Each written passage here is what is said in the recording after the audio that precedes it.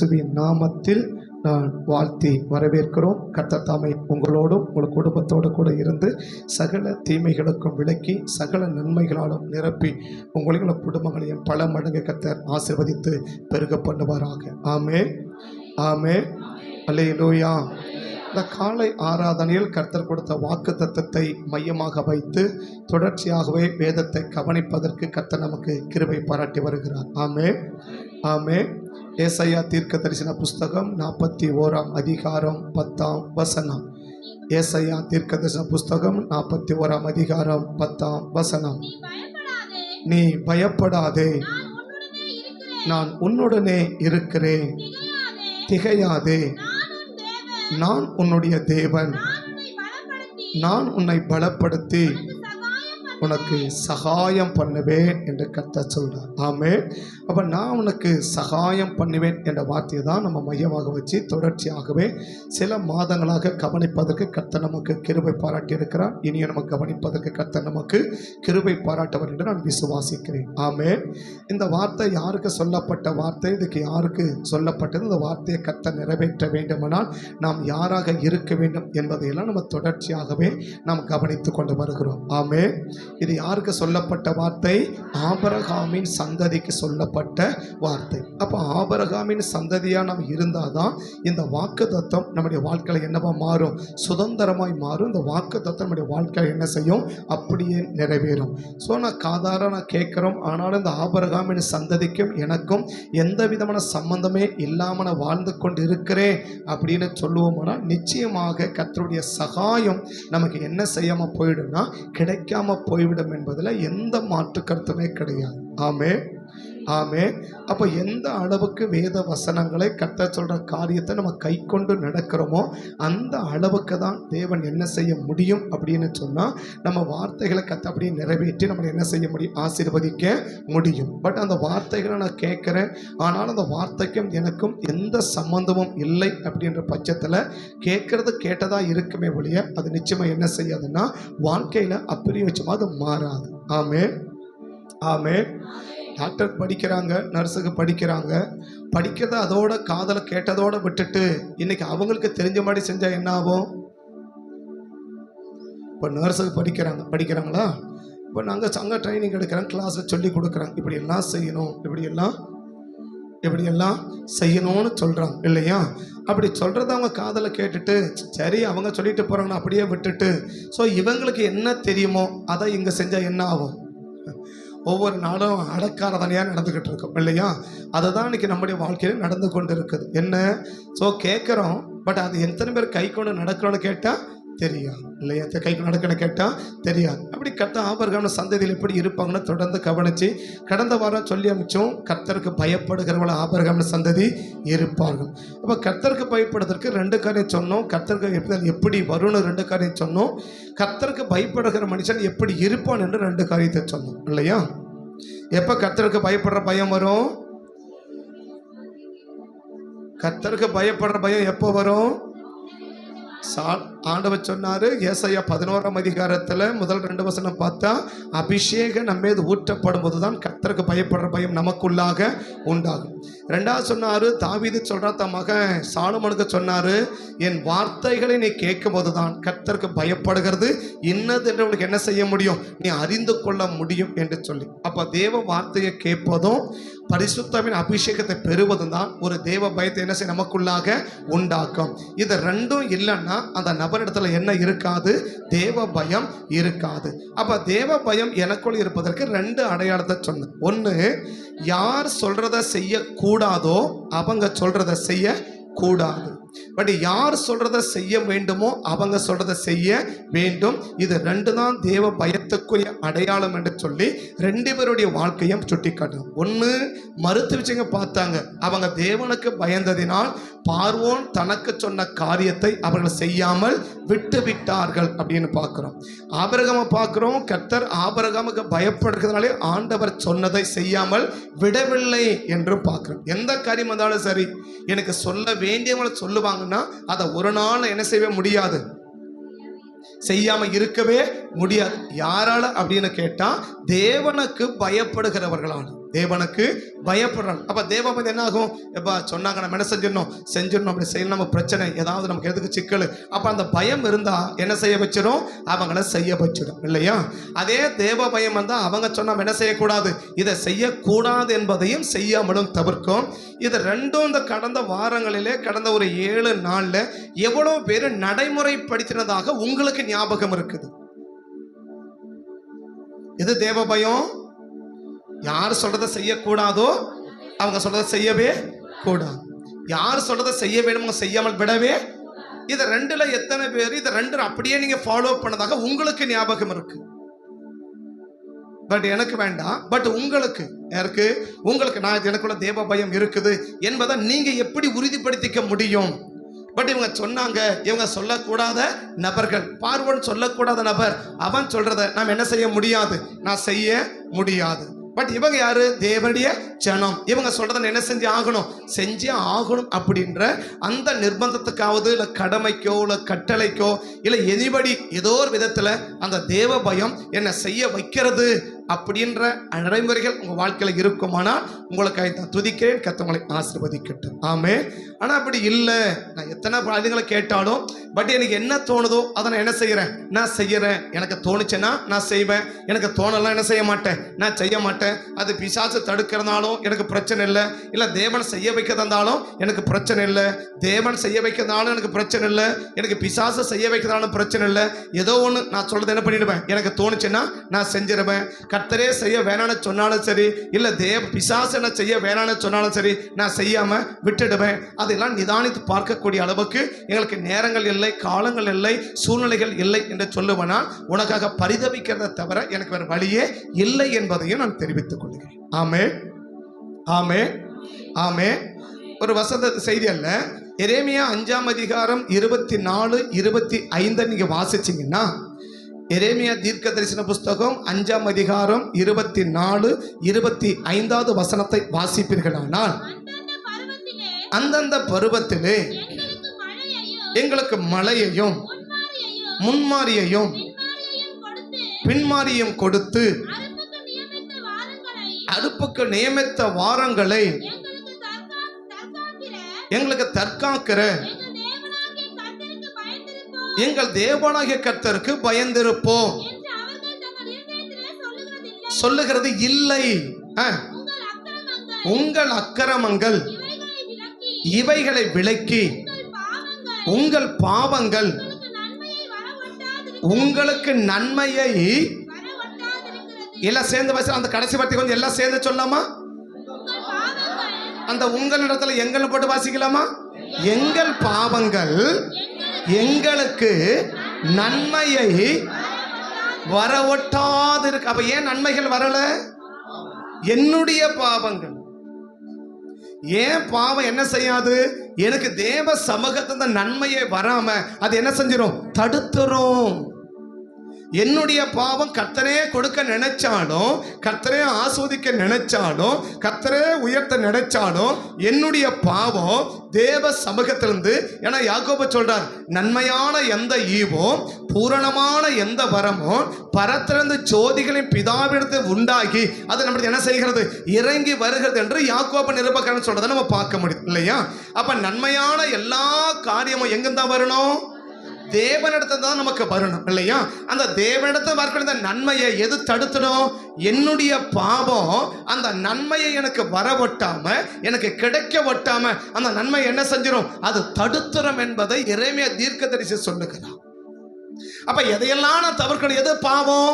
1 யோவான்ல வாசிச்சோன்னா, நியாயப்பிரமாணத்தை மீறுவதே பாவம். நியாயப்பிரமாணத்தை மீறுவதே பாவம். 1 யோவான் 3ஆம் அதிகாரம் நினைக்கிறேன். 1 யோவான் 3ஆம் அதிகாரத்துல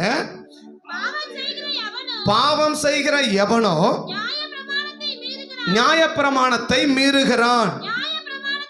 நியாயப்பிரமாணத்தை மீறுகிறதே பாவம். எது பாவம்?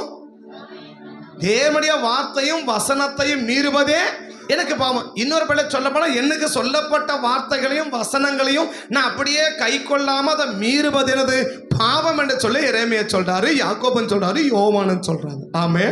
அப்ப நன்மைகளை நம்ம பெற வேண்டுமானால் நமக்குள்ள என்ன இருந்துடக்கூடாது? பாவம் இருந்துடக்கூடாது. எது பாவம்?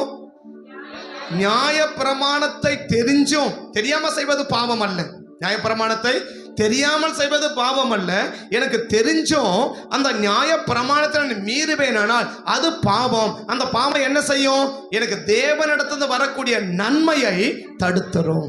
இங்க வந்திருக்க எவ்வளவு பேரு கடந்த ஒரு வாரத்துல கர்த்தர் எனக்கு சொன்னதை மட்டும் தான் நான் செஞ்சேன், சத்ருவே எனக்கு சொன்னதை நான் என்ன செய்யவே இல்லை, நான் செய்யவே இல்லை, இல்ல பார்வோனின் ஆவி எனக்கு என்ன சொல்லுதோ அது என்ன செய்யவே இல்லை, நான் செய்யவே இல்லைன்னு நம்ம நெஞ்சில கையை வச்சு எவ்வளவு பேர் சொல்லுவதற்கு தைரியம் இருக்குமானால் உங்களுக்கு நான் துதிக்கேன்னு கர்த்தரை ஆசீர்வதிக்கட்டும். ஆமே. ஆனா அப்படி எதுவும் இல்லை. பட் எனக்கு யார் சொல்றது எனக்கு பிரச்சனை இல்லை, எனக்கு என்ன தோணுதோ, கர்த்தரை சொல்றதை பத்தியும் பிரச்சனை இல்லை, பிசாசை சொல்றதை பத்தியும் பிரச்சனை இல்லை. பட் எனக்கு என்ன தோணுதோ அதை நான் என்ன செஞ்சிருப்பேன், நான் செஞ்சுக்கிட்டு போவேன்னு சொன்னா தேவ சமூகத்தில் நான் எதை பார்க்க முடியாதுன்னா நன்மைகளை பார்க்கவே முடியாது. ஆமே ஆமே. அப்ப நம்ம நன்மைக்கு நாம என்னவா மாறிடக்கூடாது, தடைகளாய் மாறிவிடக்கூடாது. கர்த்தர் நமக்கு ஆசீர்வதிக்க நினைச்சாலும், கர்த்தர் நம்மளை உயர்த்த நினைச்சாலும், கர்த்தர் நம்ம கொடுக்க நினைச்சாலும் நம்மளே நமக்கு என்னவா மாறிவிடக்கூடாது, தடையா மாறிடக்கூடாது, குறுக்க நின்று விடக்கூடாது என்பதிலே நாம் கவனமாக இருக்க வேண்டும். கர்த்தர் நம்மளை ஆசீர்வதிக்கும். சரி, நான் இந்த வார செய்திக்கு நேராக நான் வேகமா சொல்லி நான் கடந்து பார்க்க விரும்புகிறேன். கர்த்தர் நம்மளை ஆசீர்வதிக்கட்டும். ஆபிரகாமின் சந்ததியினுடைய அடுத்த சுபாவம் என்ன? ஆபிரகாம் சந்ததியினுடைய அடுத்த சுபாவம் கடந்த வாரம் சொன்னோம். அவங்க யாரா இருப்பாங்க? தேவனுக்கு பயப்படுவாங்க. தேவனுக்கு அவங்க லோத்து அதே இடத்துல இருந்தாலும் லோத்துக்கு என்ன கிடையாது, ஒரு நாள் தேவ பயம் கிடையாது. ஏன் கிடையாது? அவன் ஆபிரகாம் சந்ததியா இல்ல, அவ்வளவுதான். ஆபிரகாம் சந்ததியா இல்ல, அவ்வளவுதான். இயேசு ஆபிரகாம் சந்ததியா? அவருக்கு தேவ பயம் இருந்துச்சா? பிதா எனக்கு சொன்னதே அல்லாமல் வேற ஒன்றையும் நான் என்ன செய்ய மாட்டேன், தானா நான் செய்ய மாட்டேன். ஏன்னாக்கா நான் பிதாவுக்கு என்ன செஞ்சிருக்கிறேன், பயந்து இருக்கிறேன். அந்த தேவ பயம் என்ன செய்யும், எனக்கு பிதா சொல்றத உயிரை விடுனா விட்டுருமா, அவ்வளவுதான். உயிரை விடுனா விட்டுடுமா, அதுக்கு மறு பேச்சே கிடையாது. ஏன்னாக்கா நான் தேவனுக்கு பயந்து இருக்கிறேன். அப்ப தேவ பயம் என்ன செய்யும், செய்ய வேண்டியதை செய்ய வைக்கும், செய்யக்கூடாததை தவிர்க்க வைக்கும். இதை ரெண்டையும் மாற்றி செய்யக்கூடாததை நான் செய்யறேன், செய்ய வேண்டியதை நான் செய்யறேன்னு சொன்னா எனக்குள்ள என்ன இல்லை, தேவ பயம் இல்லை என்பது. சாதாரணமாக லோத்து சொன்னாங்க, அப்படி மலைக்கு ஓடிருப்பா அப்படின்னு சொன்னாங்க. உடனே சொல்றார், என்னால முடியாது. என்னால இதை ஆபிரகாம் சொல்றாரு, நீ மோரியா மலைக்கு போப்பா. எத்தனை வயசுல? 138 வயசுல மோரியா மலைக்கு போனா ஆபிரகாம் என்ன செய்ய முடியுது? உடனே பேக தூக்கின்னு தட்டி தடுமாறி கோலை ஊனி என்ன செய்ய முடியுது, நடந்து மலையேற முடியுது. எத்தனை வயசுல? 138 வயசுல. லோத்துக்கு என்ன வயசு இருக்குன்னு நினைக்கிறீங்க? லோத்துக்கு எத்தனை வயசு இருக்குன்னு நினைக்கிறீங்க? இல்லையா? ஏன்னா லோத்துடைய, அதாவது ஆபருடைய மகன் வயசு தான் லோத்துக்கு, இல்லையா? ஆபருடைய மகன் தான் யாரு? லோத்து. அண்ணன் பையன்றாங்க, அவ்வளவுதான். பட் யாரு? அவனும் ஒரு மகன் தான், இல்லையா? ஆபிரகாம் பாதி வயசு இருக்குமா? இப்ப 18ஆம் அதிகாரத்துக்கு வரும்போது ஆபிரகாமுக்கு 99 வயசு, இல்லையா? இதுல லோத்துக்கு பாதி வயசு இருக்குமா? ஒரு 45 வயசு இருக்குமா? 45 வயசு உள்ள ஆளால எங்க போக முடியலையா? மலைக்கு போக அவரால முடியலையா? ஆனா 138 ஆளு வயசு கூட்டு 3 நாளுக்கு பயணம் பண்ணி 3 நாளா டிராவல் பண்ணி இரவு பகல் பார்க்காம எங்க போனோம்? நீ மோரியா மலைக்கு போனா போக முடியும். ஏன் முடியும்? நான் தேவனுக்கு பயந்திருக்கிறேன். அதனால என் வயசை நான் காரணம் காட்டவே முடியாது, என் வெளிமனத்தை காரணம் காட்டவே முடியாது, என் சூழ்நிலையை காரணம் காட்டவே முடியாது. நான் சூழ்நிலைகளையும் மற்ற காரியங்களையும் காரணம் காட்ட வேணா, வேற ஒரு ரீசனும் கிடையாது. என்ன ரீசன்? தேவ பயம் இல்லை, அதனால அதை நான் சொல்றேன், அவ்வளவுதான். உடனே சொல்றான், மலைக்கு ஓடி பார்க்க என்னால முடியாது. தீங்கு என்னை நீ ஆண்டவர்கிட்ட ஆபிரகாம் எங்கேயாவது பேசுறத கொஞ்சம் பாருங்க. ஆபிரகாம் ஆண்டவர் பேசுறதான் ஆபிரகாம் கேட்பாரே ஒழிய, ஆபிரகாம் பேசி ஆண்டவர் கேட்டதா ஒரே ஒரு இடம் ஜெபம் மட்டும்தான். என்ன ஜெபம்? சோதோம் அழியக்கூடாது ஜெபிக்கிற ஒரே ஒரு ஜெபம் மட்டும்தான். அவர் கோபம் வராது கேட்டையா, கோபம் வராது கேட்டையா, கோவிச்சுக்காதீங்க ஐயா, கோவிச்சு ஒரு முறை பேசுறேன் ஐயா, ஒரு முறையே பேசுறேன் ஐயா, இந்த ஒரு முறை மட்டும் பேசுறேன், தூளும் சாம்பலா இருக்கிறேன் அப்படின்னு கெஞ்சி என்ன செய்ய முடியும்? பேச முடியுமே வெளியே. வேற எந்த இடத்துலையும் அப்படி ஆபிரகாமுக்கு ஆண்டவருக்கு முன்னாடி நின்று பேசுகிற ஒரு பழக்கத்தை எங்க பார்க்க முடியாது?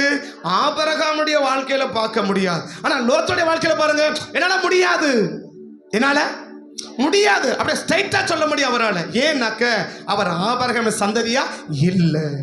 ஆபிரகாம் சந்ததியா மலைக்கு போன சொன்னாலும் முடியாது. யாராவது கூட்டிட்டு போன சொன்னாலும் முடியாது. உன் பிள்ளைங்களை கூட்டு போன சொன்னாலும் முடியாது. உன் மனைவியை பத்திரமா கூட்டு போய் சேருனாலும் முடியாது. ஆக மொத்தம் என்ன?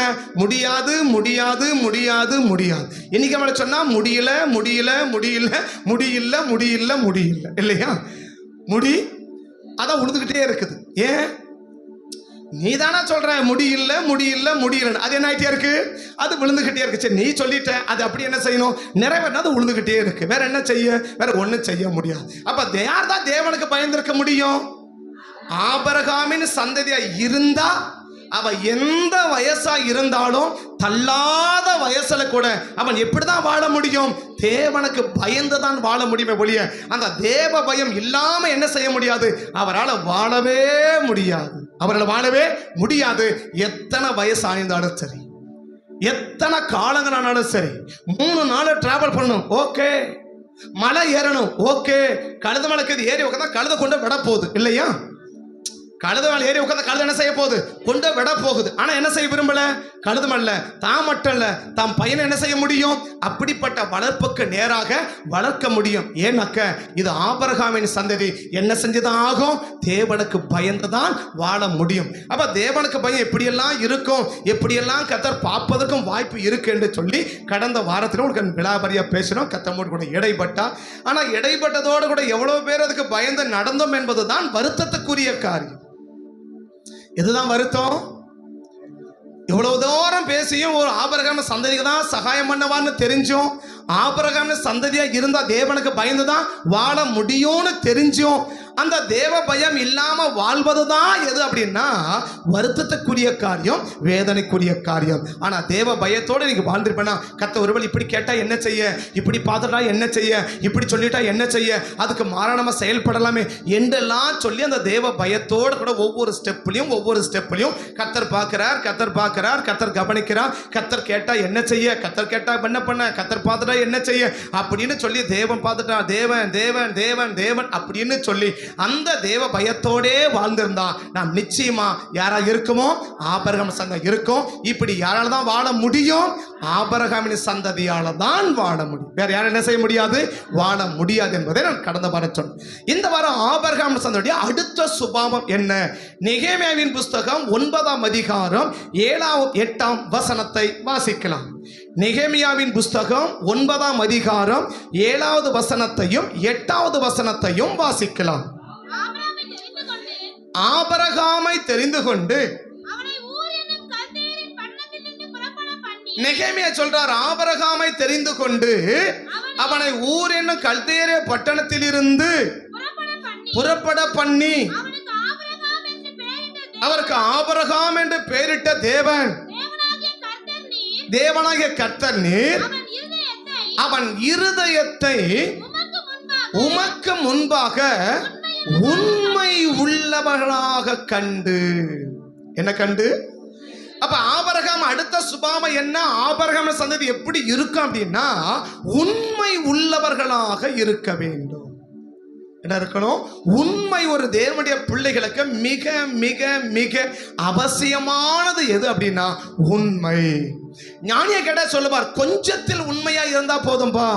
உண்மையுள்ள மனுஷன் தான் என்ன அடைய முடியும்? ஒரு பரிபூர்ணமான ஆஸ்வத்தை அடைய முடியும் என்று சொல்லி நீதிமொழி 28ஆம் அதிகாரத்திலே நம்ம கவனிக்க முடியும். உண்மையுள்ள மனுஷனை கர்த்தர் எப்படி ஆஸ்வதிக்க விரும்புகிறார்? பரிபூர்ணமா ஆஸ்வதிக்க விரும்புகிறார். பூரணமாய் அல்ல, பரிபூர்ணமா தேவன் என்ன செய்ய விரும்புகிறார்? ஆசீர்வதிக்க விரும்புகிறார் என்பதை வேதம் எழுதுவதற்கு என்ன செய்யவில்லை? மறக்கவில்லை என்பதை நம்ம அறிஞ்சிக்கணும். அப்ப ஆபிரகாம் எப்படிப்பட்ட நபராக இருக்கிறார்? அது யாருக்கு முன்னாடி? இன்னைக்கு மனுஷனுக்கு முன்னாடி உண்மையா இருக்கிறது போல காட்டுவது ரொம்ப எளிது. மனுஷனுக்கு முன்னால உண்மையா இருக்கிறத போல காட்டுவது ரொம்ப எளிது. ஆனா நெகேமியா சொல்றார், ஆண்டவரே இந்த ஆபிரகாமை நீங்க எப்படி பார்த்தீங்க தெரியுமா? இந்த உண்மை எங்க இருக்கிறத பார்த்தீங்க தெரியுமா? அவன் இருதயத்திலே உண்மை உள்ளவன் என்று கண்டு. உண்மை என்று கண்டு. அப்ப அந்த கண்டு என்ன செய்யறார்? வாசிக்கலாம் தொடர்ந்து கூட. கானானியர், ஏத்தியர், எமோரியர், பெர்சியர், எபூசியர், கிர்காசினுடைய தேசத்தை எதனால கொடுக்கிறாரு? அவன் பயங்கர திறமசாலி என்பதனால கொடுக்கல, ரொம்ப அறிவாளி என்பதனால கொடுக்கல, அவன் சந்ததியெல்லாம் பயங்கரமான ஆளுகள் என்பதனால கொடுக்கல. எதனால கொடுக்கிறாரு? இப்ப கானான் தேசத்தை கொடுக்கிறான். அவனை பார்த்து சொல்றாரு, எப்பா இந்த கானானை எதுக்கு தெரியுமா உனக்கு கொடுக்கிறேன்? இந்த கானான் தேசம் எது கூட சுதந்திரிக்க கொடுக்கிறேன்னு தெரியுமா? நீ வெட்டாத கிணறு, நடாத தோட்டம், கட்டாத வீட்டுல உன்னை ஏன் குடியிருக்க வைக்கிறேன்னு தெரியுமா? நீ நல்லவன் என்பதனால இல்ல, நீ ரொம்ப அற்புதமானவன் என்பதனால இல்ல, நீ பயங்கரமான ஆள் என்பதனால இல்ல, நீ பயங்கர போராடி ஜெபிக்கிற என்பதனால இல்ல. எதனால தெரியுமா? ஆபிரகாமை இருதயத்தில் உண்மை உள்ளவனாக கண்டதனால நான் அவனோடு பண்ண உடன்படிக்கை இன்னைக்கு யாருக்கு தர விரும்புறேன்? உங்க வாழ்க்கையில சந்ததியாக உங்களுக்கு இந்த கானான் தேசத்தை சுதந்திரமாக என்ன செய்ய விரும்புறேன்? கொடுக்க விரும்புகிறேன் என்று ஆண்டவர் சொல்றதை நம்ம கவனிக்க முடியுது. அப்ப தேவன் எதை பார்த்து ஒரு மனிதனை ஆஸ்வதிக்கிறார்? அது தாவீது சொல்ற காரியம் இருந்தாலும் சரி, அது சாலமோன் சொல்ற காரியம் இருந்தாலும் சரி, உண்மையுள்ளவர்கள் உண்மையுள்ளவர்கள் உண்மையுள்ளவர்கள். தாவீது ஒரு சங்கீதத்தை எழுதி முடிச்சிட்டார். எதை பற்றி? அந்த உண்மையை பற்றி. உண்மை உள்ளவர்கள் என்னோடு கூட வாசம் பண்ணும்படி, உண்மை உள்ளவர்கள் என்னோடு கூட தங்கியிருக்கும்படி, உண்மை உள்ளவர்களை ஆசீர்வதிக்கும்படி, உண்மை உள்ளவர் உண்மை உள்ளவர் உண்மை உள்ள ஒரு சங்கீதத்தையே தாவீது எழுதி முடிச்சிட்டார். அவன் மகன் ஞானி சாலமோன் சொல்றாரு. என்ன சொல்றாரு? உண்மையுள்ள மனுஷன் பரிபூர்ணமான ஆசுவத்தை பெறுவான்னு சொல்லிட்டார். உண்மையுள்ள மனுஷன் பரிபூர்ண ஆசுவத்தை பெறுவான் என்று சொல்லிட்டார். அப்ப உண்மைதான் கர்த்தர் எதிர்பார்க்கிற ஒண்ணு. இது ஆபிரகாமின் சந்ததியின் வாழ்க்கையிலே இருக்கும். ஆமே. யார்தான் உண்மையா வாழ முடியும், யார்தான் உண்மையா இருக்க முடியும், யார்தான் உண்மையா செயல்பட முடியும்னா ஆபிரகாமின் சந்ததியா இருப்பவர்கள் மாத்திரம்தான் என்ன செய்ய முடியும்? உண்மையா இருக்க முடியும் என்பதற்கு எபிரேயரின் புஸ்தகம் 3ஆம் அதிகாரம் 1-3 வரைக்கும் நீங்க வாசித்து பார்ப்பீர்களானால், எபிரேயரின் புஸ்தகம் 3ஆம் அதிகாரம் 1, 2, 3 வாசிச்சு பார்ப்பீங்கன்னா, இப்படி இருக்க பரம அழைப்புக்கு பங்குள்ளவர்களாகிய பரிசுத்த சகோதரரே, நாம் அறிக்கை பண்ணுகிற அப்போஸ்தலரும் பிரதான ஆசாரியருமாகிய கிறிஸ்து இயேசுவை கவனித்து பாருங்கள். மோசே தேவனுடைய வீட்டில் எங்கோ உண்மை உள்ளவராய் இருந்தது போல இவரும் தம்மை ஏற்படுத்தினவருக்கு. இத இவரோடது யாரை பத்தி சொல்றாரு? ஆண்டவராக இயேசுவை பற்றி சொல்றார். அதான் மேல சொல்லிட்டார். என்னது? நாம் அறிக்கை பண்ண வருகிறோம் பிரதான ஆசாரியமாய் இருக்கிற கிறிஸ்து இயேசு கிறிஸ்துவை என்ன செய்ய பாருங்க, கவனிச்சு பாரு. அவரை கொஞ்சம் கவனிச்சு பாரு. கவனிக்க என்ன அர்த்தம்? கவனிக்கிறதுனா என்ன அர்த்தம்? கற்றுக்கொள்ளும்படி அவரை கொஞ்சம் பாருப்பான்றார். என்ன பாரு? லிசன் அப்படின்னு என்ன அர்த்தம்? கவனின்றாங்க. அப்படி என்ன அர்த்தம்? நான் சொல்றத கற்றுக்கோ, நான் சொல்றத கற்றுக்கோ. இப்போ எபிரேயர் ஆக்கியோன் சொல்றாரு, இந்த இயேசுவின் வாழ்க்கையிலிருந்து நீ கற்றுக்கொள்ள வேண்டிய விஷயம் இருக்குது, நீ கற்றுக்கொள்ள சம்பவம் இருக்குது. இயேசுவின் வாழ்க்கை உனக்கு பாடமா அமைய போகிற காரியம் இருக்கு. அது என்ன காரியம் என்று கேட்டா சொல்லுவாரு. அதான் அடுத்த வசனம் சொல்றார். என்ன சொல்றா? மோசே தேவனுடைய வீட்டில் எங்கோ உண்மை உள்ளவராய் இருந்தது போல இவரும் தன்னை ஏற்படுத்தினவருக்கு உண்மை உள்ளவராக இருக்கிறார். ஆமே ஆமே. சரி, மோசே எந்த சந்ததி? ஆபிரகாமுக்கு மகன் ஈசாக்கு, ஈசாக்குக்கு மகன் யாக்கோபு, யாக்கோபுக்கு 12 பிள்ளைகள் பிறந்தாங்க. அதுல 2வது மகனுக்கு பேர் என்ன பேரு? 3வது மகனுக்கு பேர் என்ன பேரு? லேவி. அந்த லேவி கோத்திரத்தை சேர்ந்தவன் தான் யாரு? இந்த மோசே. அப்ப இந்த மோசே எந்த சந்ததி? ஆபிரகாமின் சந்ததி. மத்தேயு 1ஆம் அதிகாரம் 1 வசனத்தின்படி இயேசு கிறிஸ்து எந்த சந்ததி? ஆபிரகாமின் சந்ததி. அப்ப மோசையாக இருந்தாலும் சரி, ஆண்டவராக இருக்கிற இயேசுவாக இருந்தாலும் சரி, அவங்க ஆபிரகாமின் சந்ததியா இருந்தா அவங்களால எப்படிதான் இருக்க முடியும்? உண்மையாய் தான் இருக்க முடியும், உண்மை உள்ளவராக தான் இருக்க முடியும். ஆனா ஆபிரகாமின் சந்ததியை சாராத ஒருவரை குறித்து என்ன சொல்ல முடியாது? அவங்க உண்மையுடன் சொல்ல முடியாது. 1 தீமோத்தேயு 1ஆம் அதிகாரத்துல வாசிச்சு பார்த்தீங்கன்னா, 1 தீமோத்தேயு 1ஆம் அதிகாரம் 14-16 பாருங்க. பவுலப்போஸ்தலன் சொல்லுவார், என்னை பலப்படுத்துகிற கர்த்தராகிய இயேசு கிறிஸ்து. இந்த பவுலப்போஸ்தலன் எந்த சந்ததி, எந்த கோத்திரம்? பென்யமீன் கோத்திரத்தை சார்ந்தவர். யாரு இந்த பவுலப்போஸ்தலன்? எந்த கோத்திரம்? அது பழைய ஏற்பாட்டு சவுலானாலும் சரி, அது புதிய ஏற்பாட்டு சவுலானாலும் சரி, ரெண்டு பேருமே எந்த கோத்திரம் தான்? பென்யமீன் கோத்திரம் தான், இல்லையா? பவுல் எந்த கோத்திரம்? சொல்றது புரியுதுங்களா? பவுல் எந்த கோத்திரம்? பென்யமீன் கோத்திரம், இல்லையா? பென்யமீன் யாரு? யாக்கோபுடைய 12வது பிள்ளை தான் யாரு? பென்யமீன். யோசேப்புக்கு அடுத்து ராகேலுக்கு பிறந்த பிள்ளை தான் யாரு? பென்யமீன். இத பென்யமீன் யாருடைய சந்ததி தான்? ஆபிரகாமின் சந்ததி தான். அது புதிய ஏற்பாட்டில் இருக்க பவுலானாலும் சரி, பழைய ஏற்பாட்டில் இருக்கிற மோசேயானாலும் சரி, இவனுக்கு ரெண்டு பேருக்கு முன்னோடி அமைந்திருக்கிற ஆண்டவராகிய இயேசுவாக இருந்தாலும் சரி, ஆபிரகாமின் சந்ததி அப்படின்னா அவங்க வாழ்க்கையில கட்டாயமா என்ன இருக்கும்?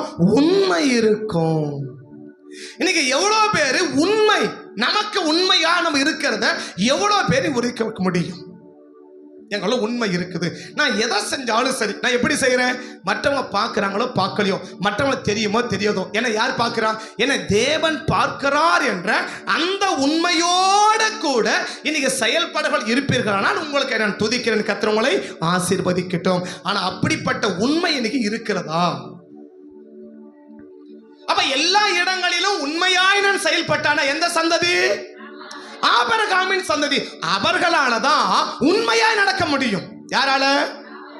ஆபிரகாமின் சந்ததியாராலதான் என்ன செய்ய முடியும்? உண்மையாய் நடக்க முடியும். நெகேமியா சொல்றாரு, இந்த ஆபிரகாமை அவன் இருதயத்தில் உண்மை உள்ளவராக கண்டதனாலதான் கர்த்தர் நீங்க என்ன செய்யறீங்க? அவருக்கு சொன்ன வாக்குத்தத்தத்தை அவன் சந்ததிக்கு நீங்க என்ன செய்யறீங்க? கொடுக்கறீங்க. பக்கத்தை கைப்பிடி சொல்லுங்க, ஆண்டவர் பண்ண வாக்குத்தத்தம் எல்லாம் நிறைவேறணும்னா, ஆண்டவர் இதுவரைக்கும் உங்களுக்கு கொடுத்த வாக்குத்தத்தங்களை எல்லாம் நிறைவேற்ற வேண்டுமானால் உங்க திறமையை பார்க்கல, உங்க அறிவை பார்க்கல, உங்க பட்டத்தை பார்க்கல, உங்க பதவியை பார்க்கல, உங்க பேக்ரவுண்டை பார்க்கல, எதை பார்த்தா தெரியுமா? உண்மை உள்ள நபரான்னு பார்க்கிறார். என்ன பார்க்கிறாரு? எதை பார்க்கிறாரு? அப்ப உண்மை மாத்திரம் இருந்துடுச்சுன்னா கர்த்தர் நம்ம கொடுத்த வாக்குத்தத்தை நிறைவேறுவதற்கு என்னவே கிடையாது, தடையே கிடையாது, தயக்கமும் கிடையாது, தாமதமும் கிடையாது. அப்ப ஏன் வாக்குத்தத்தம் நிறைவேற மாட்டேங்குது? கர்த்தர் உண்மை இருக்கிறதா பார்க்கல. அவ்வளவுதான். யார் பார்க்கணும்? மனுஷங்க பார்க்கலாம். மனுஷன் என்ன செய்யலாம்?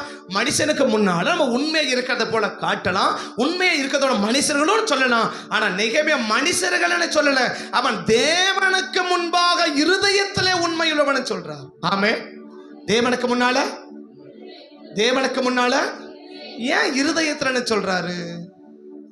உண்மையான ஒரு வார்த்தை சொல்லி முடிச்சிட்டுக்கலாம்ல. பவுல் எப்படி சொல்றாரு? என்னை உண்மை உள்ளவன் என்று எண்ணி அப்படின்னு சொல்லி முடிச்சிட்டாரு. அப்ப நெகேமியா என்ன சொல்லி இருக்கலாம்? ஆபிரகாமை உண்மை உள்ளவன் என்று எண்ணி என்ன கொடுத்தீங்க? அந்த சந்ததிக்கு வாக்குத்தத்தத்தை நிறைவேற சொல்லி முடிச்சிட்டுக்கலாமே.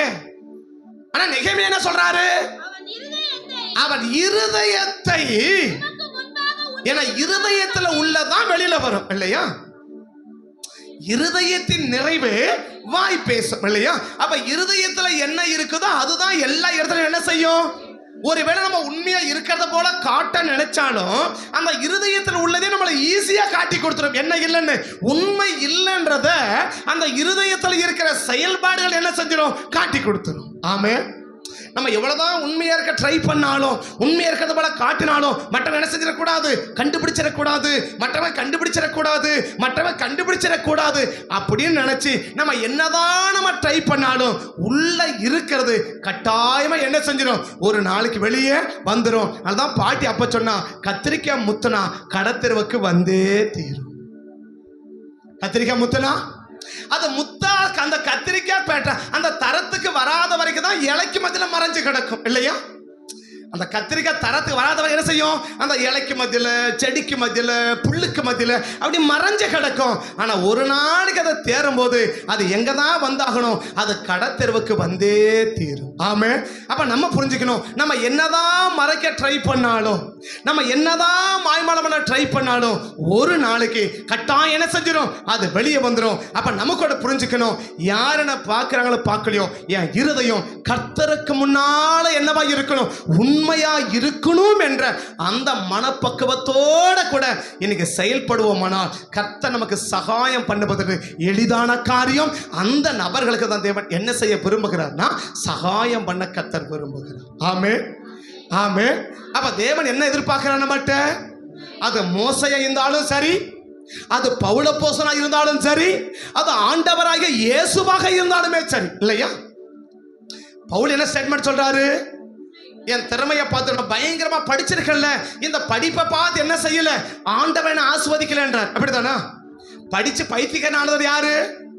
இந்த பவுலை பத்தி தான் சொல்றாங்க. என்னது?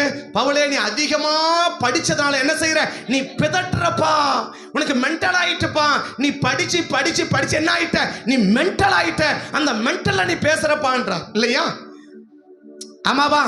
அந்த காலத்துல கமாலியன் பாதத்துல உட்கார்ந்து படிச்சவர், இல்லையா? இன்னும் சொல்ல 14 வருஷம் படிச்சவர். எத்தனை வருஷம்? அப்படி 14 வருஷம் தேவசன உட்கார்ந்து படிச்சவர், இல்லையா? இதுல எக்ஸ்ட்ரா படிப்புகள் வேற. கர்த்தர்கிட்ட படிச்சது எவ்வளவு, இது இல்லாம சாகர வரைக்கும் படிக்கிறார். எப்போ?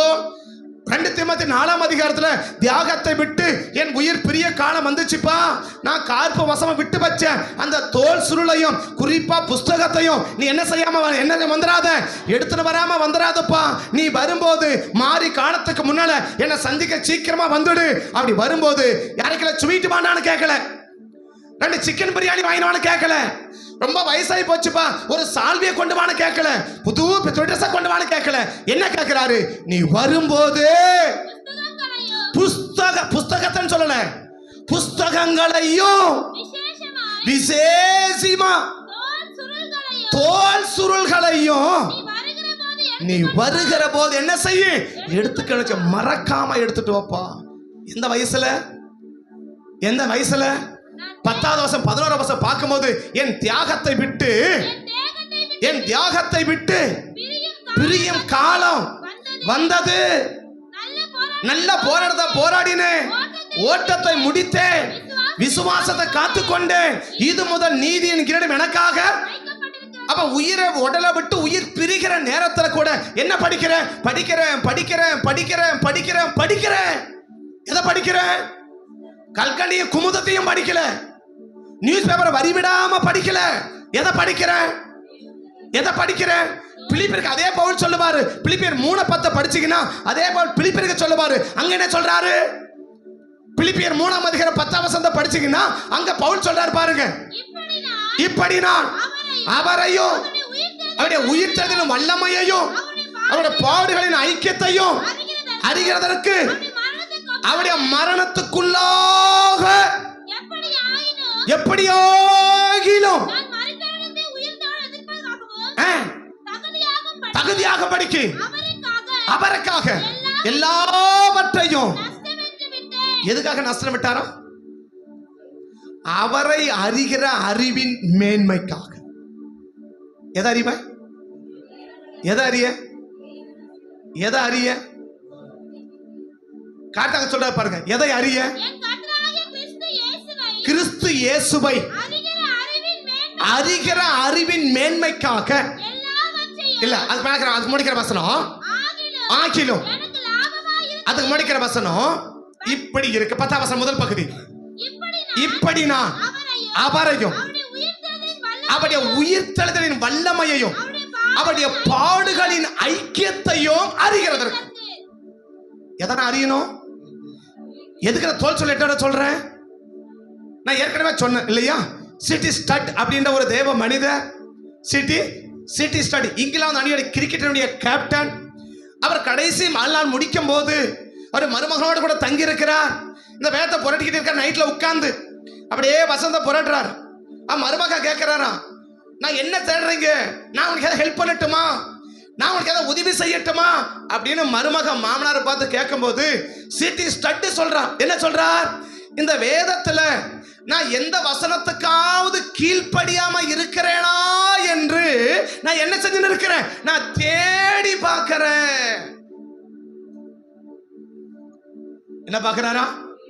இந்த ஹோல் பைபிள், இந்த முழு வேதாகமத்துல நான் எந்த வசனத்திற்காவது கீழ்ப்படியாமல் இருக்கிறேனோ இல்ல கீழ்ப்படியாமல் இருக்கிறேனா என்பதை நான் என்ன செஞ்சு பார்க்கிறேன்.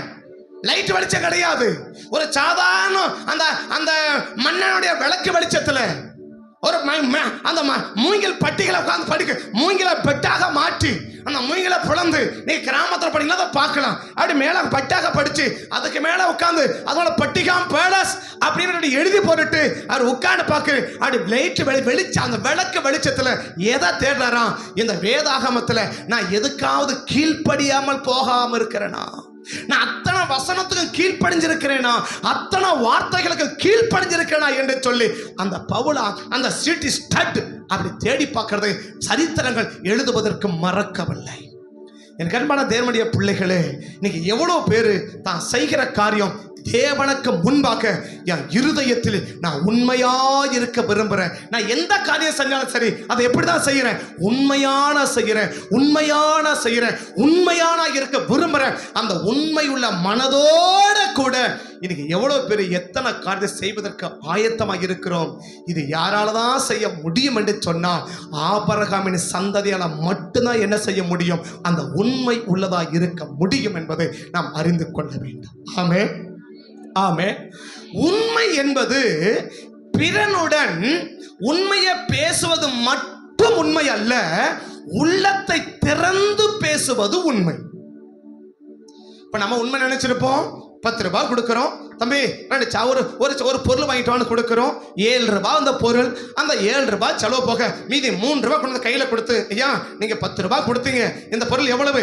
7 ரூபாய், இந்தாங்க மீதி 3 ரூபாய் அப்படின்னு கொடுக்கறது மட்டும்தான் நம்ம உண்மை நம்ம நினைச்சுக்கிறோம். அது ஒரு வகையில் உண்மைதான். மாறாக பிறரிடத்துல உண்மையை பேசுவது மாத்திரம் உண்மை அல்ல. மாறாக என்ன? உள்ளத்தை திறந்து பேசுவதுதான் உண்மை. எப்படி பேசணும்? உள்ளத்தை திறந்து. உள்ளத்தை புரியுதா சொல்றது? உண்மையா பேசுனா பிறரிடத்துல உண்மையை பேசுவது மாத்திரம் உண்மை அல்ல. உண்மை என்பது என்ன? உள்ளத்தை திறந்து, உள்ளத்தில் உள்ளதை திறந்து நம்ம பேசுற பத்தியா அந்த வார்த்தைக்கு பெயர் தான் என்னது? உண்மை. அந்த உண்மை இன்னைக்கு எத்தனை பேர்கிட்ட இருக்கிறது என்பதை நாம் அறிவோமானால் நிச்சயமா தேவனுக்கு என்ன செய்ய முடியும்? எனக்கு சகாயம் பண்ண முடியும். ஆனா இந்த உண்மை இல்லாம எந்த செயலிலும் எனக்கு உண்மை இல்லாம கர்த்தர் பார்க்கிறா, கர்த்தருக்கு படி உண்மையா இருக்கணும், அப்படி தேவனுக்கு முன்னால நான் செய்கிற ஒவ்வொரு காரியமும் உண்மையா இருக்கிறத போல உணர்ந்து உண்மையாதான் நம்ம செய்யற மனப்பக்குவத்தோடு செய்வோம்னா நிச்சயமா கர்த்தர் நமக்கு சகாயம் பண்ணுவதற்கு தேவனுக்கு எந்த தடையும் இல்லை. 2 வேத பகுதியை வேகமான உங்களுக்கு காண்பித்து நான் ஜெபிக்க வாஞ்சிக்கிறேன். கர்த்தர் நமக்கு கிருபை பாராட்டட்டும். ஒரு தேவனுடைய பிள்ளைகளுக்குள் இருக்கிறது உள்ளத்தில் இருப்பதை திறந்து பேசணும்னு சொன்ன இல்லையா? உள்ளத்தில் ஒண்ணு மற்ற உண்மையை பேசுவது மட்டும் உண்மை அல்ல, மாறாக என்ன? உள்ளத்தை திறந்து. சோ இருதயத்தில் என்ன இருக்குது என்பதை உணர்ந்து, அந்த இருதயத்தில் என்ன இருக்கிறது என்பதை அறிந்து அந்த செயலை செய்யற பத்தியா அந்த செயல் தான் உண்மை என்பதை இந்த சத்தியம் வேதம் அறிவுறுத்துகிறது. இன்னைக்கு வேதத்தின் அடிப்படையாக காட்டி 2 சம்பவத்தை, தெரிஞ்ச சம்பவங்கள், ஆனாலும் இந்த வசனத்தோடு ஒப்பிட்டு உங்களுக்கு காட்டி நான் ஜெபிப்பதற்கு வாஞ்சிக்கிறேன். உண்மை ஒரு மனுஷனுக்குள் இருந்தா அவங்க இப்படிதான் இருப்பார்கள் என்று 2 வேத பகுதியை உங்களுக்கு முன்னாடி சுட்டி காட்ட விரும்புகிறேன். கர்த்தர் நம்மை ஆசீர்வதிக்கட்டும். எப்ப அந்த உண்மையா செயல்பட முடியும், ஏன் உண்மையா செயல்பட முடியல என்பதையும் நான் கடைசியாக சொல்லி நான் ஜெபிக்க வாஞ்சிக்கிறேன். மத்தேயு எழுதின சுவிசேஷ புஸ்தகம் 25ஆம் அதிகாரம் 14ஆம் வசனத்திலிருந்து சில வசனங்களை வேகமாக வாசிக்கலாம். தெரிஞ்ச வேத பகுதி வாசிக்கலாம். அன்றியும் பரலோக ராஜ்யம் புற தேசத்திற்கு தூர தேசத்திற்கு பிரயாணமாய் போகிற ஒரு மனுஷன் தன் ஊழியக்காரனை அழைத்து, ஊழியக்காரன் சொன்னவனே ஊழிய செய்கிறவளாக நாம் எடுத்துக்கொள்ள கூடாது. ஊழிய செய்கிறவளாக ஏதோ ஒரு ஊழியக்காரங்க சொல்லப்பட்ட வார்த்தை என்று எடுத்துக்கொள்ள கூடாது. வாசிக்கலாம். தன் ஊழியக்காரனை அழைத்து தன் ஆஸ்திகளை அவர்கள் வசமாய் ஒப்பு கொடுத்தான். அவர்கள் வசமாய் ஒப்பு கொடுத்தான். அவன் அவனுடைய திறமைக்கு தக்கதாக ஒருவனிடத்தில் 5, ஒருவனிடத்தில் 2, ஒருவனிடத்தில் 1 தானியம் கொடுத்து உடனே பிரயாணப்பட்டு போனான். உடனே பிரயாணப்பட்டு போனான். வாசிக்கலாம். 5 தாளந்தை வாங்கினவன் போய் அவைகளை கொண்டு வியாபாரம் பண்ணி வேற 5 தாளந்தை சம்பாதித்தான். அப்படியே 2 தாளந்தை வாங்கினவனும் வேறு 2 தாளந்தை சம்பாதித்தான். 1 தாளந்தை வாங்கினவனோ போய் நிலத்தை தோண்டி தன் எஜமானுடைய பணத்தை புதைத்து வைத்தான். கொஞ்ச காலம் அல்ல, ரொம்ப காலமான பிறகு அந்த ஊழியக்காரனுடைய எஜமான் திரும்பி வந்து போகும்போது என்ன சொல்லிட்டு போல, எடுத்தாரு, கொடுத்துட்டாரு, போயிட்டார் இல்லையா? எனக்கு எடுத்தாரு, கொடுத்தாரு, ஒண்ணு சொல்லல இல்லையா? எதுவுமே என்ன செய்யல, ஒண்ணுமே சொல்லல, ஒண்ணுமே. ஏன்னா மத்தேயு யாருக்கு எழுதப்படுதுன்னா யூதர்களை மையப்படுத்தி எழுதப்பட்டது. மத்தேயு எழுதின சுவிசேஷம். மத்தேயு இந்த மத்தேயு சுவிசேஷத்தை யாரை பேஸ் பண்ணி இல்ல யாரை மையப்படுத்தி எழுதுறாருன்னு சொன்னா யூதர்களை மையப்படுத்தி எழுதுகிறார். யாரை மையப்படுத்தி? யாரை மையப்படுத்தி? யூதர்களை மையப்படுத்தி எழுதின புத்தகம் எந்த புத்தகம்? மத்தேயு எழுதின சுவிசேஷம். இப்ப பேதருக்கு ஒரு காரியம் இருக்குது. பேதருக்கு அந்த மத்தேயுக்கு என்ன இருக்கு? ஒரு அடிமையான கான்செப்ட் இருக்கு. யாரை குறிச்சு? ஒரு யூதன் எப்படி இருப்பான், ஒரு யூதன் எப்படி இருப்பான், தன் எஜமானுடைய மனநிலையை வெளியே சொல்லல, வெளியே சொல்லல. ஆனா எங்க இருக்கு? கொடுத்தாரு, எதுவுமே என்ன செய்யல, சொல்லல, புறப்பட்டு போயிட்டாரு. ரொம்ப காலம் கழிச்சு என்ன செய்யறாரு? திரும்பி வர்றாரு இல்லையா? வந்து என்ன கேட்கிறார்? தம்பி உங்கள்கிட்ட 5 காசு கொடுத்துட்டு போனல, இல்ல 5 ரூபாய் கொடுத்துட்டு போனல, அதை கொண்டு வாப்பா, அதை கணக்கு சொல்லுன்னு கேட்கிறார். என்ன கேட்கிறாரு? இவன் என்ன நினைச்சிருப்பான்? கொடுத்தது நமக்கு தான், கொடுத்தது நமக்கு தான். என்ன செய்யலாம்? நேர போன மணி இன்னைக்கு ஒரு சிக்கன் ரைஸ் இல்லையா? போன மணி என்னது?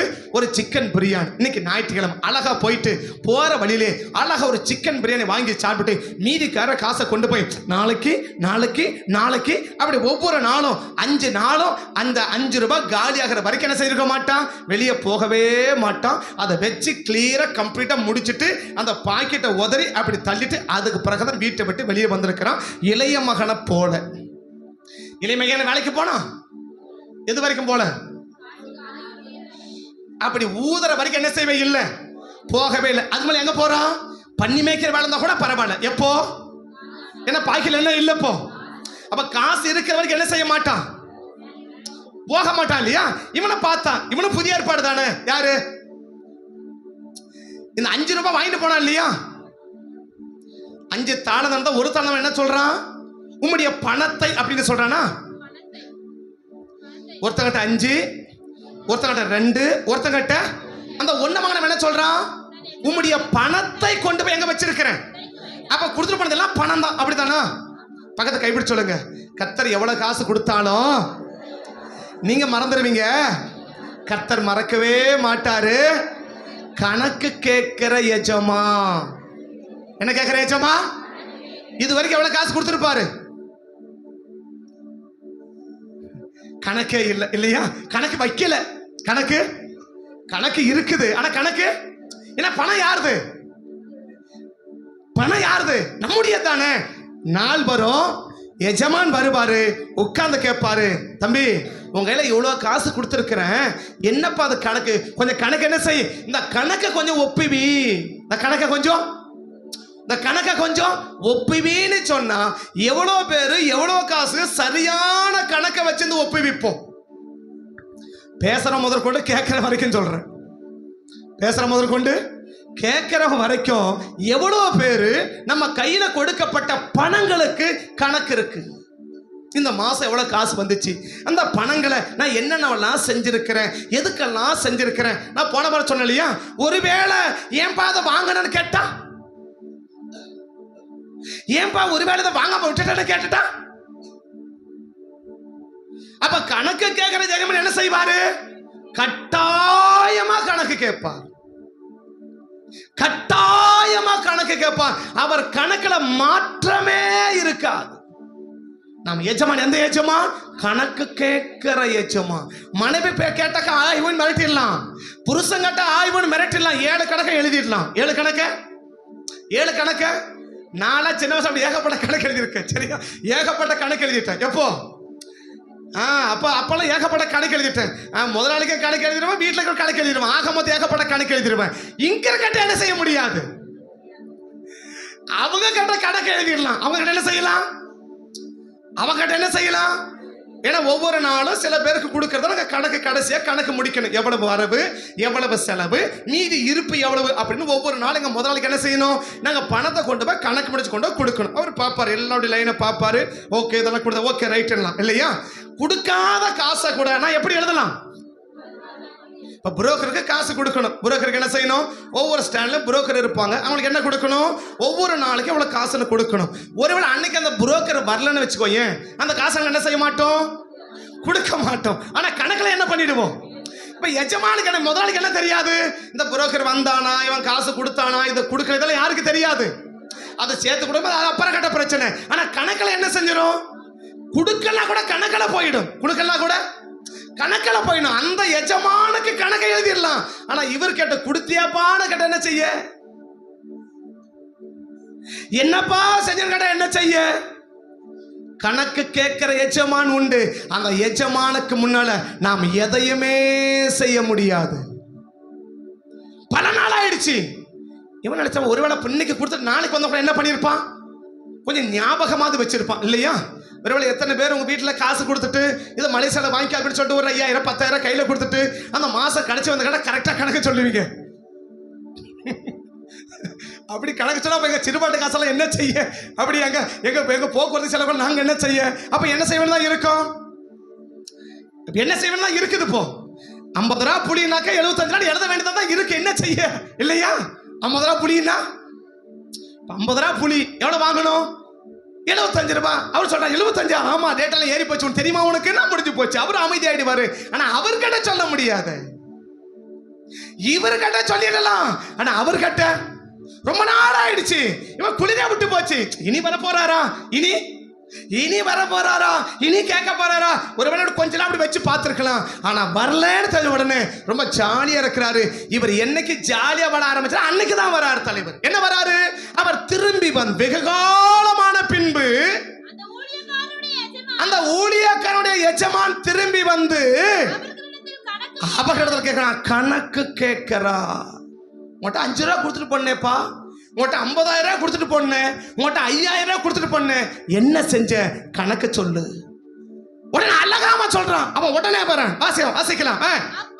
அப்பொழுது 5 தாளத்தை வாங்கினவன் வந்து அவன் கொண்டு கொடுக்கிறான். ஐயா, நீங்க கொடுத்த 5 இது இந்த பாருங்க, நான் இதை கொண்டு இதை 2 என்ன பண்ணிருக்கிறேன், நான் சம்பாதிச்சு வச்சிருக்கிறேன் அப்படின்னு சொன்ன உடனே வாசிக்கலாம். அவனுடைய எஜமான் அவனை நோக்கி, நல்லது உத்தமமோ. எது உண்மை? எது உண்மை? எது உண்மை சொல்லல. இது என்ன செய்ய? நீ வியாபாரம் பண்ணு சொல்லல.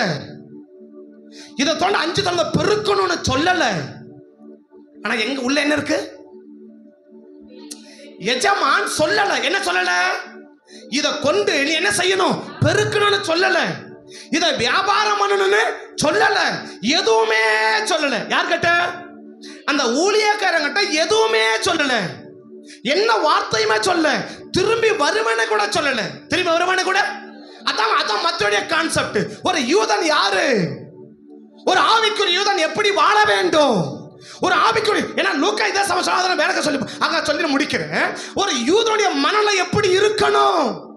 ஒரு யூதனுடைய அன்னைக்கு எழுத்தின்படி யூதன், இன்னைக்கு நம்ம ஆவிக்குரிய யூதர்கள். இந்த ஆவிக்குரிய யூதருடைய மனநிலைகள் எப்படி இருக்க வேண்டும், அந்த மென்டாலிட்டி எப்படி இருக்க வேண்டும், அவனுடைய சிந்தை எப்படி இருக்க வேண்டும், தன் கையில கிடைக்கப்பட்டதை குறித்து அவன் எப்படிப்பட்ட சிந்தை உள்ளவனாய் இருக்க வேண்டும் என்பதை மத்தேயு அழகாக விளக்கிறார்.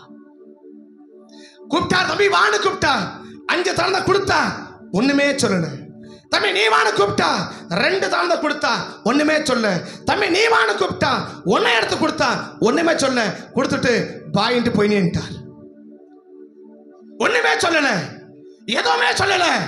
ஆனா 2 பேர் அந்த எஜமானுடைய உள்ளத்தில் என்ன இருக்கிறது என்பதை சரியாக புரிந்து கொண்டார்கள்.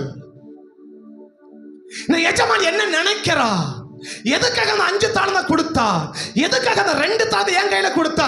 எத்தனையோ பேர் இருக்காங்களே, எவ்வளவோ ஜனங்கள் இருக்கிறாங்களே, எத்தனையோ பேர் இருக்கும் போது அவங்க கையில எல்லாம் கொடுக்காம ஏன் என் கையில கொடுத்திருக்கிறா? நம்ம விட எவ்வளவோ பேர் இருக்கிறாங்க இல்லையா? நம்மளை விட நம்ம இருக்கிற இடத்துல எவ்வளவோ பேர் இருக்கிறாங்களா? அபிஷேகத்தை மேல கொடுத்திருக்கிறாரு, அந்த நோக்கம் உனக்கு தெரியுமா?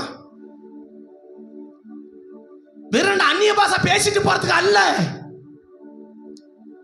ஆவியில நிரம்பி அந்நிய பாஷை தோத்திரம் போறதுக்கு அல்ல. எனக்கு கொடுத்த அபிஷேகத்தை என்ன காரணம்? எனக்கு கொடுத்த கிருபைக்கு என்ன காரணம்? எனக்கு கொடுத்த அறிவுக்கு என்ன காரணம்? எனக்கு கொடுத்த ஞானத்துக்கு என்ன காரணம்? மற்றவங்கள படிக்கல, ஆனா எனக்கு தேவன் என்ன கொடுத்திருக்கான்? ஒரு நல்ல படிப்பை கொடுத்திருக்கிறாரு. என்ன காரணம்? நீ படிச்சதுக்கு ஒரு காரணம் இருக்கு, நீ வேலைக்கு போறதுக்கு ஒரு காரணம் இருக்குது, நீ பணம் சம்பாதிக்கிறதுக்கு ஒரு காரணம் இருக்கு, நீ அறிவாளிக்கு ஒரு காரணம் இருக்கு, நீ திறமைக்கு ஒரு காரணம் இருக்கு, நீ படிச்சதுக்கும் பட்டமளக்கும் ஒரு காரணம் இருக்கு. இதை யார் தான் புரிஞ்சிக்க முடியும்னா ஆபிரகாமின் சந்ததி தான் புரிந்து கொள்ள முடியும். எஜமான் கூப்பிட்டார், வாங்கன்னு கூப்பிட்டார், எல்லாரும் வந்தாங்க, கொடுத்துட்டார், போயிட்டே இருந்துட்டார், ஒண்ணுமே சொல்ல. ஆனா 2 பேருக்கு புரிஞ்சு போச்சு, எதுக்கு இந்த எஜமான் என் கையில கொடுக்கிறார்? என்னை விட திறமையுள்ளவங்க இருக்கிறாங்க, என்னை விட அறிவுள்ளவங்க இருக்கிறாங்க, என்னை விட படிச்சவங்க இருக்கிறாங்க, என்னை விட பட்டமட்டவங்க இருக்கிறாங்க. ஆனா அவங்க கையிலலாம் கிடைக்காத ஒண்ணு ஏன் என்னுடைய எஜமான் ஏன் கையில கொடுத்திருக்கிறார் என்பது யாருக்கு புரிஞ்சு போச்சு? அந்த 5 தாளந்தை வாங்க புரிஞ்சு போச்சு. அவன் ஒரு நிமிஷம் கூட வாங்கல, அது வாங்கின உடனே, அதை வாங்கின உடனே பைபிள் சொல்லுது, அதை வாங்கின உடனே போனான். 5 தாளந்தை வாங்கினவன் போய், எப்ப போய்? இந்த எஜமான் இப்படி புறப்பட்டாரு, இவன் இப்படி புறப்பட்டு போய் அவைகளை கொண்டு வியாபாரம் பண்ணி வேறு 5 தாளந்தை சம்பாதித்தான். ஆமே. பக்கத்தை கைப்பிடிச்சு கேளுங்க, அபிஷேகத்தை நிரம்புறீங்க, கிருபை வேணும்னு கேட்கறீங்க, படிப்பு வேணும்னு கேட்கறீங்க, ஆண்டவரே நான் 100 மார்க் எடுக்கணும். எதுக்கு? எடுங்க, தப்பு இல்லை. நல்லா படிங்க, தப்பு இல்லை. முடிஞ்ச அளவுக்கு படிங்க, தப்பு இல்லை. பெரிய பெரிய படிப்பா படிங்க, தப்பு இல்லை. ஒய்? எதுக்கு? எதுக்கு படிக்கிறேன்? எல்லாருக்கும் படிக்க கிருபை கொடுக்கல இல்லையா? எனக்கெல்லாம் கொடுக்கல, எனக்கெல்லாம் என்ன செய்யல, எனக்கெல்லாம் பொண்ணு படிக்க என்ன கொடுக்கல. நான் எவ்வளோ ட்ரை பண்ணேன், சரி ஒட்டி சொல் டிகிரியானா போட்டு பார்க்கலாமா, ஏன் 12வது பாஸ் பண்ண ட்ரை பண்ணி பார்க்கலாம், எவ்வளவோ ட்ரை பண்ணி பார்த்தேன், கதையே நடக்கல. நான் சொன்னேன் சரி போ அப்படின்னு விட்டாச்சு. அது ஏன்னு இப்போதான் புரியும் இல்லையா? நான் எவ்வளோ ட்ரை பண்ணி பார்த்தேன், நானும் 4-5 வருஷமா ட்ரை பண்ணி பார்த்தேன். என்னதுக்கு? இதையாவது தாண்டலாமே, இதையாவது என்ன செய்யலாம், தாண்டலாமே. எல்லாரும் பேருக்கு மேலே என்னென்னமோ போடுறான், நாமளும் ஏதாவது ஒன்று போடலாமே. நானும் எவ்வளோ ட்ரை பண்ணி பார்த்தேன், 3-4 வருஷமா ட்ரை பண்ணி பார்த்தேன். ஒன்று அது என்ன செய்ய மாதிரி வரல, ஒன்று வர மாதிரி தெரியல. சரி நமக்கு படிப்புக்கு என்ன இல்லை, உண்மையாக தான் சொல்றேன். சரி நமக்கு படிப்புக்கு என்ன கிடையாது, சம்மந்தம் கிடையாது. சரி இனிமேல் என்ன செய்ய மாட்டேன், நம்ம செய்கிற வேலைக்கு இந்த படிப்பே. நான் சொன்ன 1 ரூபாயில 3/4 ரூபா போனால் எவ்வளோ கொடுக்கணும், இதுக்கு எவ்வளோ படித்தா போதும்? சரி இல்லையா? 1 ரூபாயில 3/4 ரூபா போச்சுன்னா நிறைய பேருக்கு 3/4 ரூபா தெரியாது, என்ன செய்ய? சரியா? 1 ரூபாயில 3/4 ரூபா எவ்வளவு கொடுக்கணும், இதுக்கு எவ்வளவு படிச்சா போதும்? இதுக்கு எவ்வளவு படிச்சா போதும்? நீ எல்லாம் ஒன்றும் போட முடியாது. சரியா? நீங்களாம் என்ன செய்ய முடியாது, நீங்களாம் ஒன்று கிட்ட கூட நெருங்க முடியாது. ஆமா, அவங்ககிட்டையும் பேசணும், காசையும் வாங்கணும், அவங்ககிட்ட கேட்கணும், எழுதணும், கிழிச்சு கொடுக்கணும். அந்த டிக்கெட்டை கொடுக்கும் போதே சில்ட்ரன் சேர்த்து என்ன பண்ணிடணும், ஒருத்தங்கிட்ட சேர்த்துக்கணும் அன்னியோட நம்ம கதை முடிஞ்சு போச்சு. அன்னைக்கு நம்ம பட்டினியாக தான் கிடக்கணும் இல்லையா? அவன் காசு எடுக்கணும், நம்ம காசும் போகக்கூடாது. இத்தனை நிமிஷம் செகண்ட்ல என்ன செய்யணும்? இத்தனை அதுக்குள்ள முடிஞ்சிடணும். அது அவ்வளோ மைனூட்டா என்ன செய்யணும்? அவர் படிச்சா சரி, இவ்வளவு படிச்சது இந்த வேலைக்கு ₹1 முக்காரா போனா 4 நாள் கொடுக்கணும். இதுக்கு இது இந்த படிப்பு போதும் போல அப்ப நினைச்சோம். ஆனா அதுக்கு பிறகுதான் புரியுது, இவனை இதுக்கு மேல விட்டு என்ன ஆயிடுவான், இவனை பிடிக்க முடியாது. அப்போ பிடிச்சிட்டார். அதனால என்ன செய்ய, மகனை இதோட நிப்பாட்டி, இதுக்கு மேல என்ன போயிடக்கூடாது. இதுக்கு மேல போனீங்கன்னா உன்னை என்ன செய்ய முடியாது, உன்னை கையில பிடிக்க முடியாது. அதனால ஸ்டாப்ல அங்கேயே பிடிச்சிட்டார். ஆனா உங்களுக்கு அதை நல்லா படிக்க கொடுத்துருக்காரு, நல்லா படிங்க. பட் ஒய், எதுக்கு படிக்கிற? இந்த படிப்பை வச்சு என்ன செய்ய போற? மற்றவங்களுக்கு இல்லாத திறமை ஏன் உன் வீட்டுக்காரங்கள திறமை உனக்கு இருக்கு இல்லையா? எதுக்கு? மனைவிக்கு இல்லாத பெரிய திறமை உனக்கு இருக்கு, எதுக்கு? பட் பலவிதமான திறமைகளை கத்த கொடுத்திருக்கிறான், பலவிதமான அறிவுகளை கத்த கொடுத்திருக்கிறான், மைனூட் அதேபல் கொடுத்திருக்கிறான், கிரிட்டிக்கலா யோசிக்க கொடுத்திருக்கிறான். இவ்வளவு கருத்தையும் கொடுத்திருக்கிறாரு. எதுக்கு? இதை வச்சு நீ என்ன செஞ்ச? யாரோ சொல்றாங்க வீட்டுக்காரன திட்டின, யாரோ என்ன திட்டினா என்ன பண்ணாங்க? அறிவு வச்சு என்ன பண்ண? வீட்டுக்காரன மண்டில என்னாக்குது அப்படின்னு திட்டத்துக்கு இது பயன்படுச்சு. வேற எதுக்கு பயன்படுச்சு? வீட்டுக்காரிய திட்டத்துக்கு பயன்படுச்சு. வேற எதுக்கு பயன்படுச்சு? இன்னும் நிறைய விளக்கமா சொன்னா நீ கோச்சிப்பீங்க, அதனால அதோட முடிச்சுக்கிறேன். அப்ப என்ன வழங்குது நமக்கு? 5 தாளம் வாங்கின உடனே அவன் அப்படியே கொண்ட வியாபாரம் பண்ணி அவன் செஞ்சான். இந்த 5 கொண்டு அப்படியே டபுள் மடங்கா மாத்திட்டான் இல்லையா? உனக்கு கொடுத்த கிருபையை வச்சு, உனக்கு அபிஷேகத்தை வச்சு, உனக்கு கொடுத்த வல்லமையை வச்சு, உனக்கு கொடுத்த வரங்களை வச்சு என்ன பண்ணியிருக்க? இது ஆவிக்குரியது. சரி, உன் கையில கொடுத்த, அவன் சொன்ன மாதிரி உன் கையில கொடுத்த பணத்தை வச்சு என்ன பண்ண? எத்தனை மல்டிப்ளை ஆக்கணுங்க, எத்தனை டபுள் மடங்கு ஆக்கணுங்க. உன் கையில கொடுத்திருக்கிற எது வேணா கொடுத்திருக்கலாம், இதை வச்சு என்ன பண்ண? ஆனா எஜமான் ஒண்ணு சொல்லல. என்ன சொல்லல? இதை கொண்டு போய் என்ன பண்ணு, வியாபாரம் பண்ணுன்னு சொல்லல. ஒண்ணுமே சொல்லல, எதுவுமே சொல்லல. வந்தாரு, தூக்கி கொடுத்தாரு, போயிட்டு வந்துட்டார். வந்தாரு, இன்னைக்கு நம்மள கொடுத்தா என்ன பண்ணிருப்பான்? நேரா போய் 5 ஸ்டார் வாங்கிட்டு இருப்போம். இப்ப நம்மள கொடுத்தா என்ன பண்ணிட்டு இருப்பான்? நேரா போயிட்டு அப்படியே போயிட்டு ஒரு 5 ஸ்டார் வாங்கி வாயில போட்டு போயிட்டு வந்துட்டுப்பான் இல்லையா? அவங்கிட்ட கொடுத்தாரு, 5 தாளத்தை கொடுத்தார், ஒண்ணுமே சொல்லல, மூச்சு கூட விடல, அசைய கூட விடல, கொடுத்து போயிட்டே வந்துட்டார். ஆனா மத்தேயு சொல்றா, ஒரு யூதனுடைய மனநிலை என்ன இருக்குன்னு தெரியுமா? என் எஜமான் என்ன நினைக்கிறார், என் எஜமான் என்ன யோசிக்கிறார். இவன் தான் ஒரு சரியானபடி ஒரு ஆவிக்குரிய வளர்ச்சியில வந்திருக்கிற ஒரு ஆண்டவரை பிள்ளைக்கான சிறந்த அடையாளம். கையை தட்டி பாடிட்டு போயிருது இல்ல, ஆவியான தொத்தோன்னிட்டு போயிருது இல்ல. ஒரு ஆண்டோட பிள்ளைக்கான சிறந்த அடையாளம் என்ன தெரியுமா? இது ஏன் கத்தை கையில கொடுத்திருக்கிறான். அப்ப இதை குறித்து தேவனுக்கு என்ன இருக்குது? ஏதோ ஒரு நோக்கம் இருக்குது, ஏதோ ஒரு விருப்பம் இருக்குது, ஏதோ ஒரு வாஞ்சை இருக்குது, ஏதோ ஒரு ஏக்கம் இருக்குது, ஏதோ ஒரு எதிர்பார்ப்பு இருக்குது. அந்த எதிர்பார்ப்பை அறிந்து, அந்த எதிர்பார்ப்பை புரிந்து செயல்பட்ட மத்திய ஒருத்த அவனை பார்த்தா சொல்றாரு, நல்லது உத்தமமும் உண்மையும் உள்ள ஊழியக்காரனே. அப்ப எதுங்க உண்மை? எதுங்க உண்மை? எதுங்க உண்மை? எந்த செய்கையை பார்த்து உண்மைன்னு சொன்னாரு?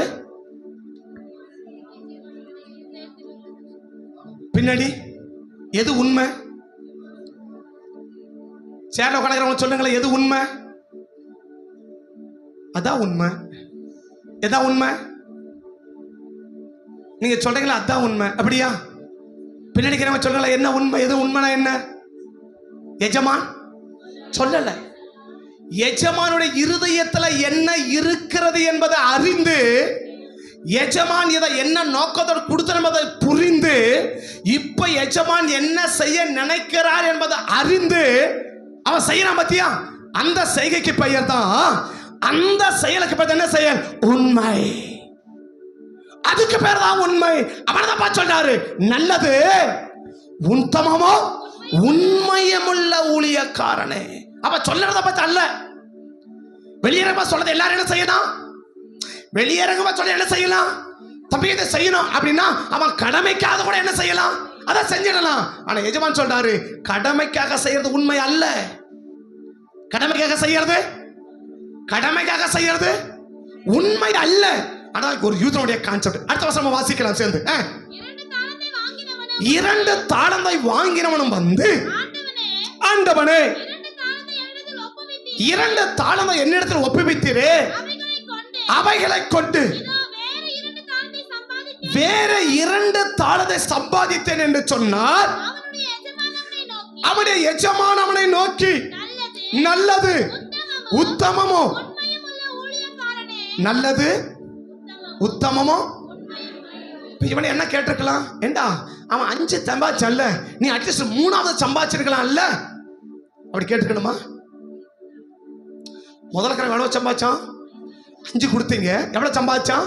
5 இல்லையா? சரி, அவன் 5 சம்பாதிச்சான், நீ எவ்வளவு சம்பாதிச்சிருக்கலாம்? ஒரு 3வது சம்பாதிச்சிருக்கலாம் இல்ல? அப்படின்னு அவனை கேட்கல. எது உண்மை தெரியுமா? நான் எதுவுமே சொல்லல, உன் கையில உனக்கு கொடுத்துருக்கிறேன், இதை பத்தி எனக்கு ஒரு ஆசை, எனக்கு ஒரு விருப்பம். இவங்க இதை கொண்டு இதை செஞ்சிருவாங்களா? இதை கொண்டு இவங்க இதை செஞ்சிருவாங்களா? இதை கொண்டு இதை பண்ணிடுவாங்களா? அப்படின்ற ஒரு பெரிய எதிர்பார்ப்போடு தான் என் உள்ளத்துல உன்னை பற்றி ஒரு பெரிய ஆசையோடும் ஒரு பெரிய விருப்பத்தோடு தான் இதை நான் உன் கையில கொடுத்துட்டு போனேன். என் இருதயத்தை நீ அறிந்து, என் இருதயத்தில் உள்ளதை புரிந்து, இதுக்கு தான் எஜமான் கொடுத்திருக்கிறான், இதுக்கு தான் எஜமான் தந்திருக்கிறான், இதுக்காக தான் கதை கொடுத்திருக்கிறார் என்பதை என் உள்ளத்துல உள்ளதை நீ புரிஞ்சு நீ செயல்பட்ட பத்தியா? அதான்ப்பா உண்மை. அந்த உண்மை உள்ள ஊழியக்காரன் என்று சொல்லிதான் எஜமான் அழைக்கிறதை பார்க்க முடியுது.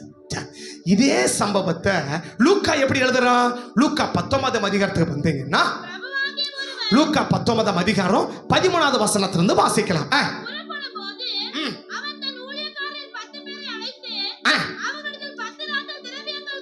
10 ரத திரவியங்கள் கொடுத்து.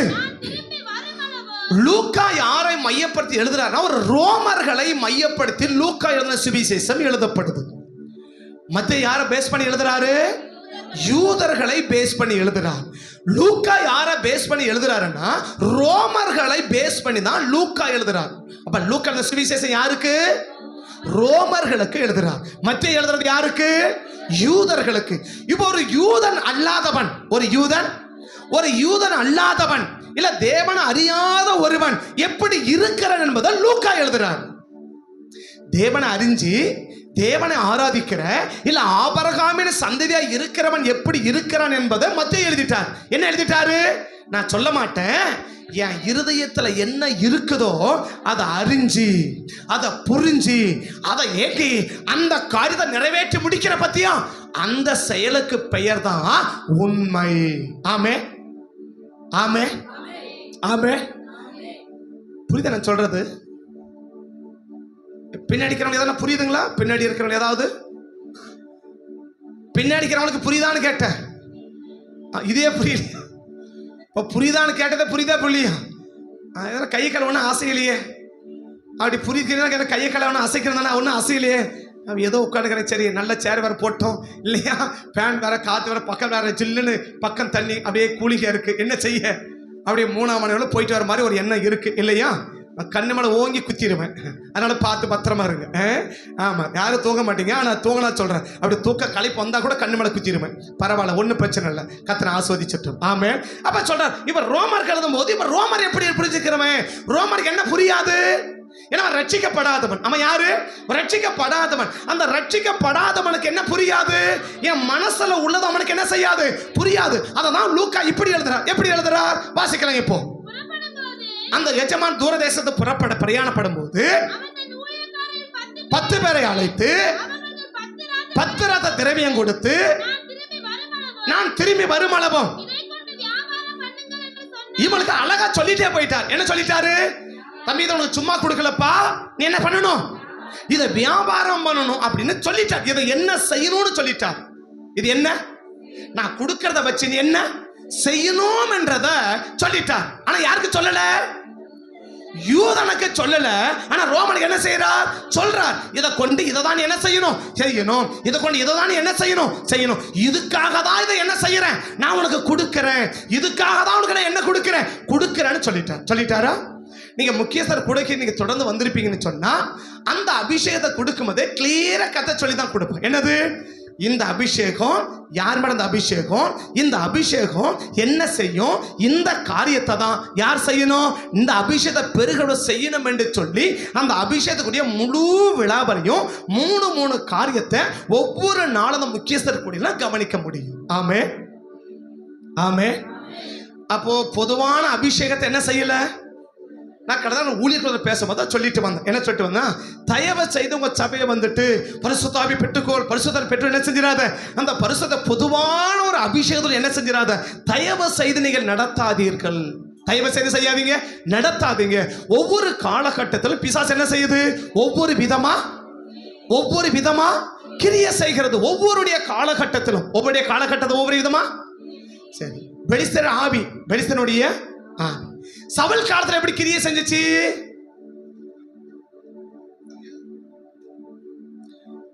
பெலிஸ்தியன் ஆவி சவுல் காலத்துல எப்படி கிரியை செஞ்சுச்சு? இதுக்குதான் ஜாமசன ஜெபத்துக்கு வாங்கன்னு சொல்றது. எதுக்கு?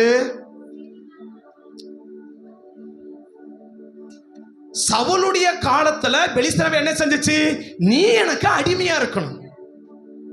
நீ என்னவா இருக்கணும்? நீ அடிமை. நீ என்ன ஆயிடக்கூடாது? என்னை எதிர்க்கிற அளவுக்கு நீ யார மாறிடக்கூடாது.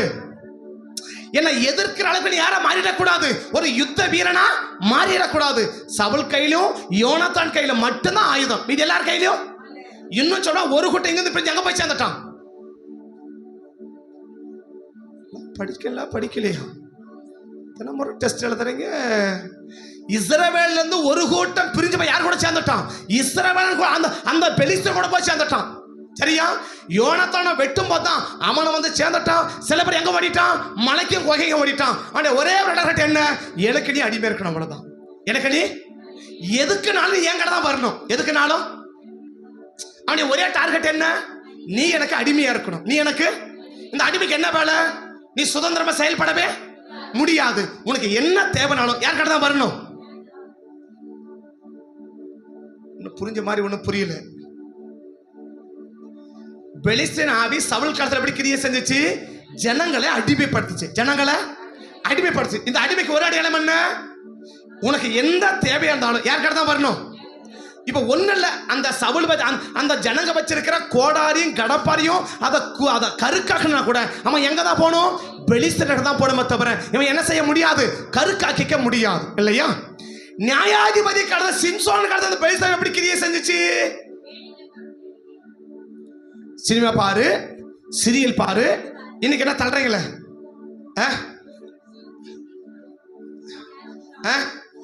சொல்லுங்க. 2 நிமிஷம் இல்லையா? அப்படியே மெய் மறந்து தள்ளிக்கிறேன் இல்லையா? இதெல்லாம் என்ன அடையாளம்?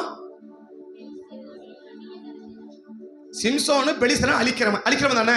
இப்ப அவனை பிடிக்கிறானா? ஜோமணி போட்டு அதெல்லாம் இவங்க இதுலும் போட்டாங்க. இதெல்லாம் போட்டாங்களா? அதெல்லாம் போட்டீங்க. என்ன போட்டீங்க?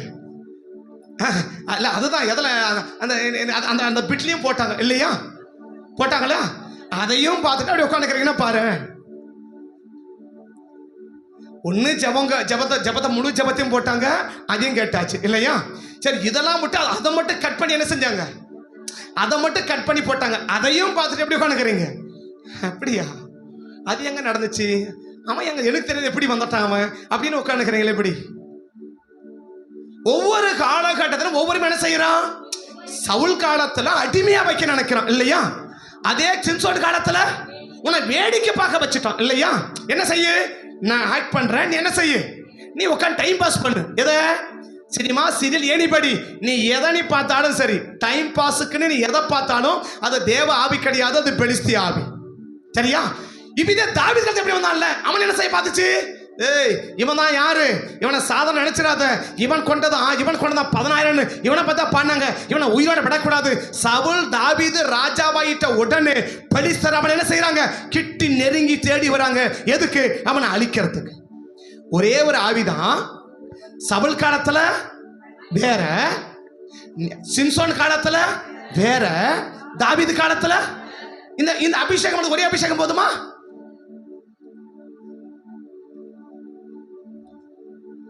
சிம்சோன் காலத்துல வேடிக்கை பார்க்கறதுக்கு என்ன அபிஷேகத்தை பார்க்கணுமோ அந்த அபிஷேகம் தான் என்ன செய்ய முடியும்?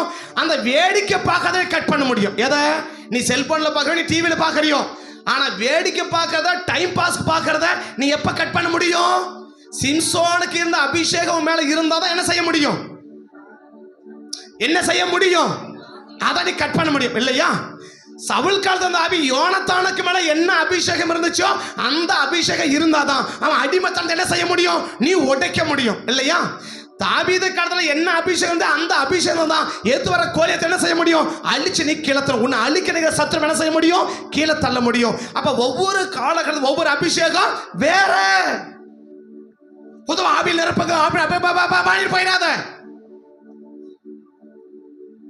ஏதோ அபிஷேகம் பண்ண கையை தாண்டி உணர்ச்சி வசப்பட்டு போயிடாத. அதான் முக்கியஸ்தர் கூடுகையில என்ன எடுக்கிறோம்? என்ன ஆவி, இந்த அபிஷேகம் இது யார் மேல இருந்துச்சு? இந்த அபிஷேகம் என்ன, இந்த அபிஷேகம் என்ன செய்யும்? இந்த அபிஷேகம் என்ன செய்யும்? அப்ப என்ன விரும்புறா? நம்ம மேல ஒரு அபிஷேகம் வருதுன்னா அது ஏதோ ஒரு நோக்கத்தோட தான் கொடுக்கப்படுது இல்லையா? யாரோ சொல்றாங்க அதுக்கு தான் நாங்க வர்றதே இல்லை. வாங்கினதானே பிரச்சனை, வாங்கினதானே அதான் அடிச்சிருக்கிறான், அடி வாங்கி உட்காந்துக்கும். வேற என்ன பண்ண?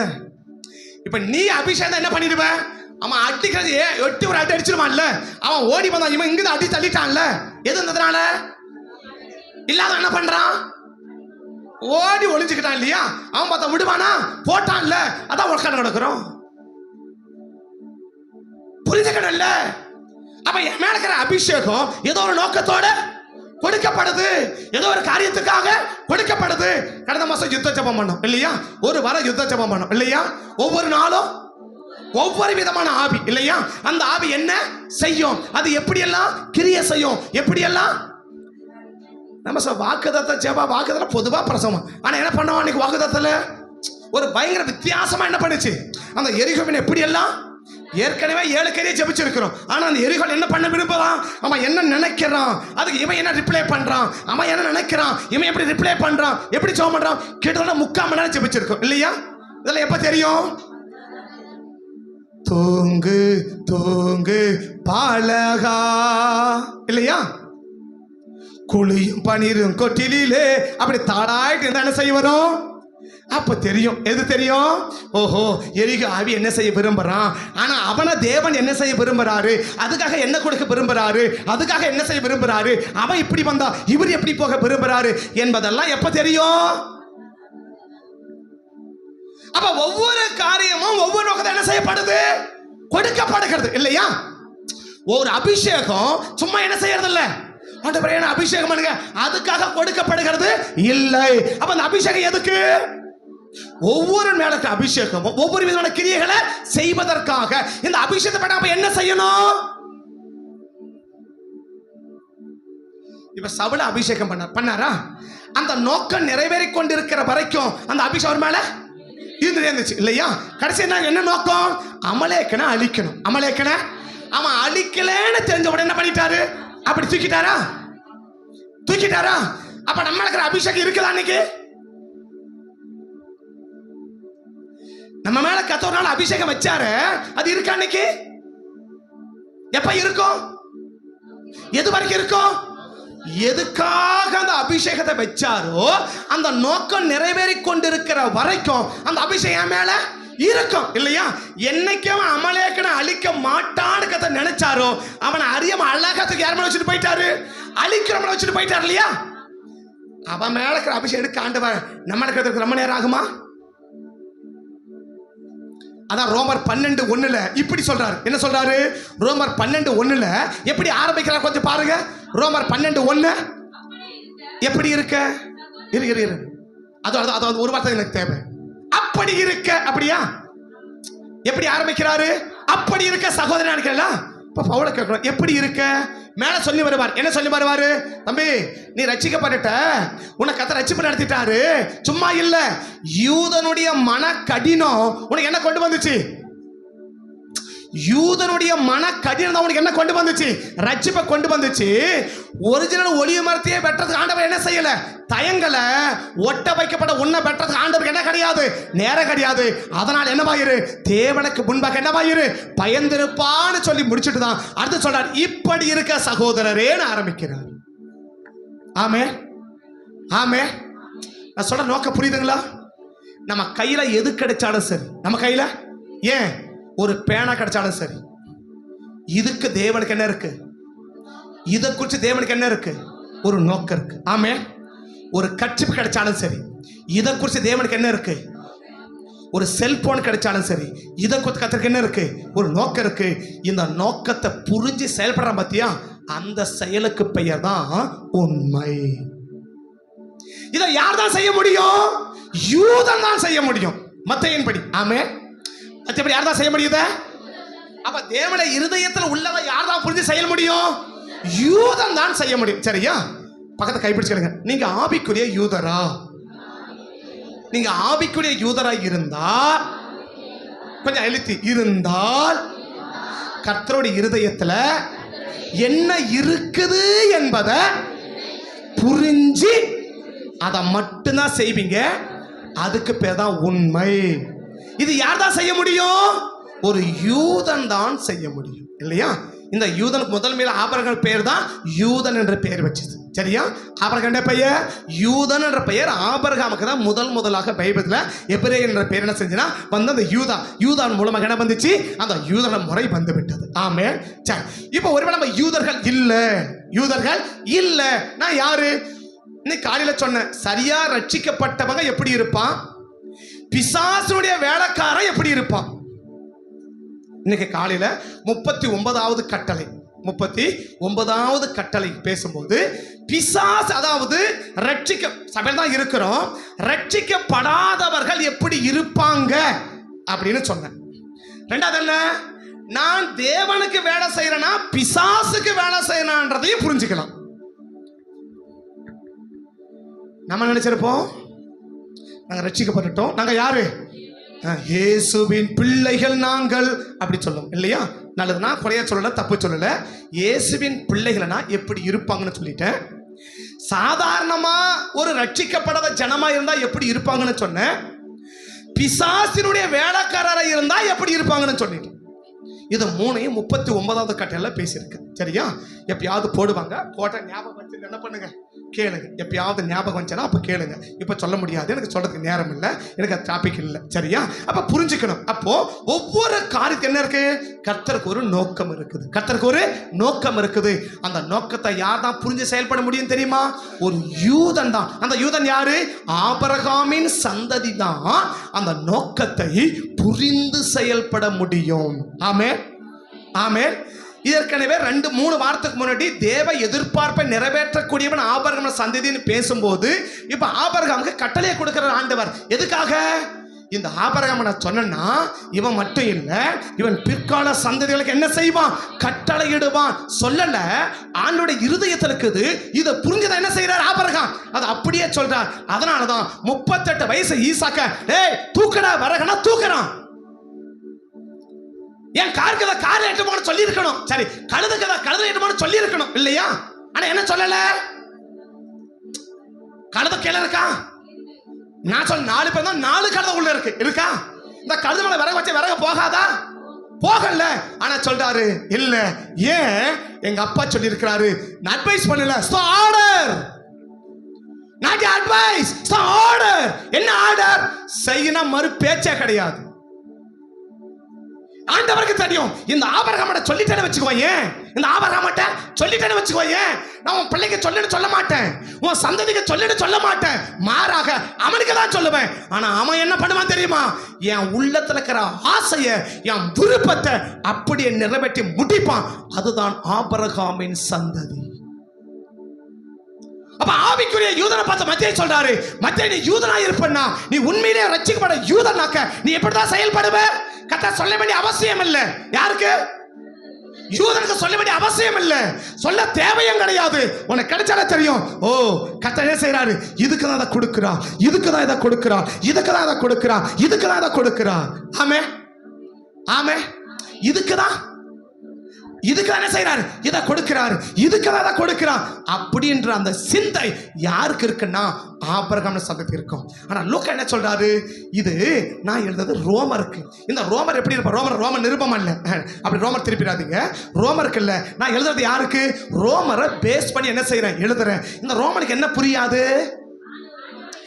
ஆண்டோடைய இருதயத்துல உள்ளது யாருக்கு புரியாது? சரி, அப்பா என்ன நினைக்கிறேன் யாருக்கு புரியும்? பிள்ளைக்கு புரியும். பிள்ளை என்ன எதிர்பார்க்கறது யாருக்கு புரியும்? அப்பாவுக்கு புரியும். இதான அப்பா பிள்ளை. அப்ப அவர் உள்ளத்துல என்ன இருக்குதுன்றது யாருக்கு புரியணும்? பிள்ளைக்கு புரியணும் இல்லையா?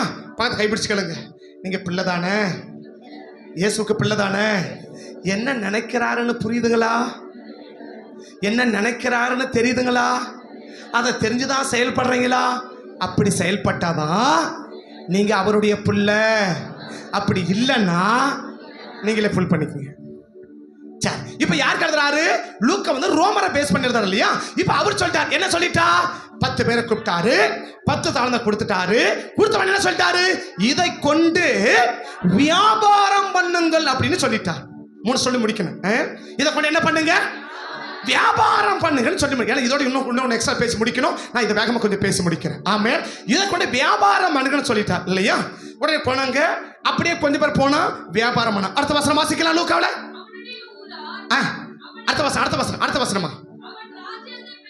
பெற்றுக்கொண்டு திரும்பி வந்த போது தன்னிடத்த திரவியம் வாங்கியிருந்த அந்த ஊழியக்காரரில் அவன் வியாபாரம் பண்ணி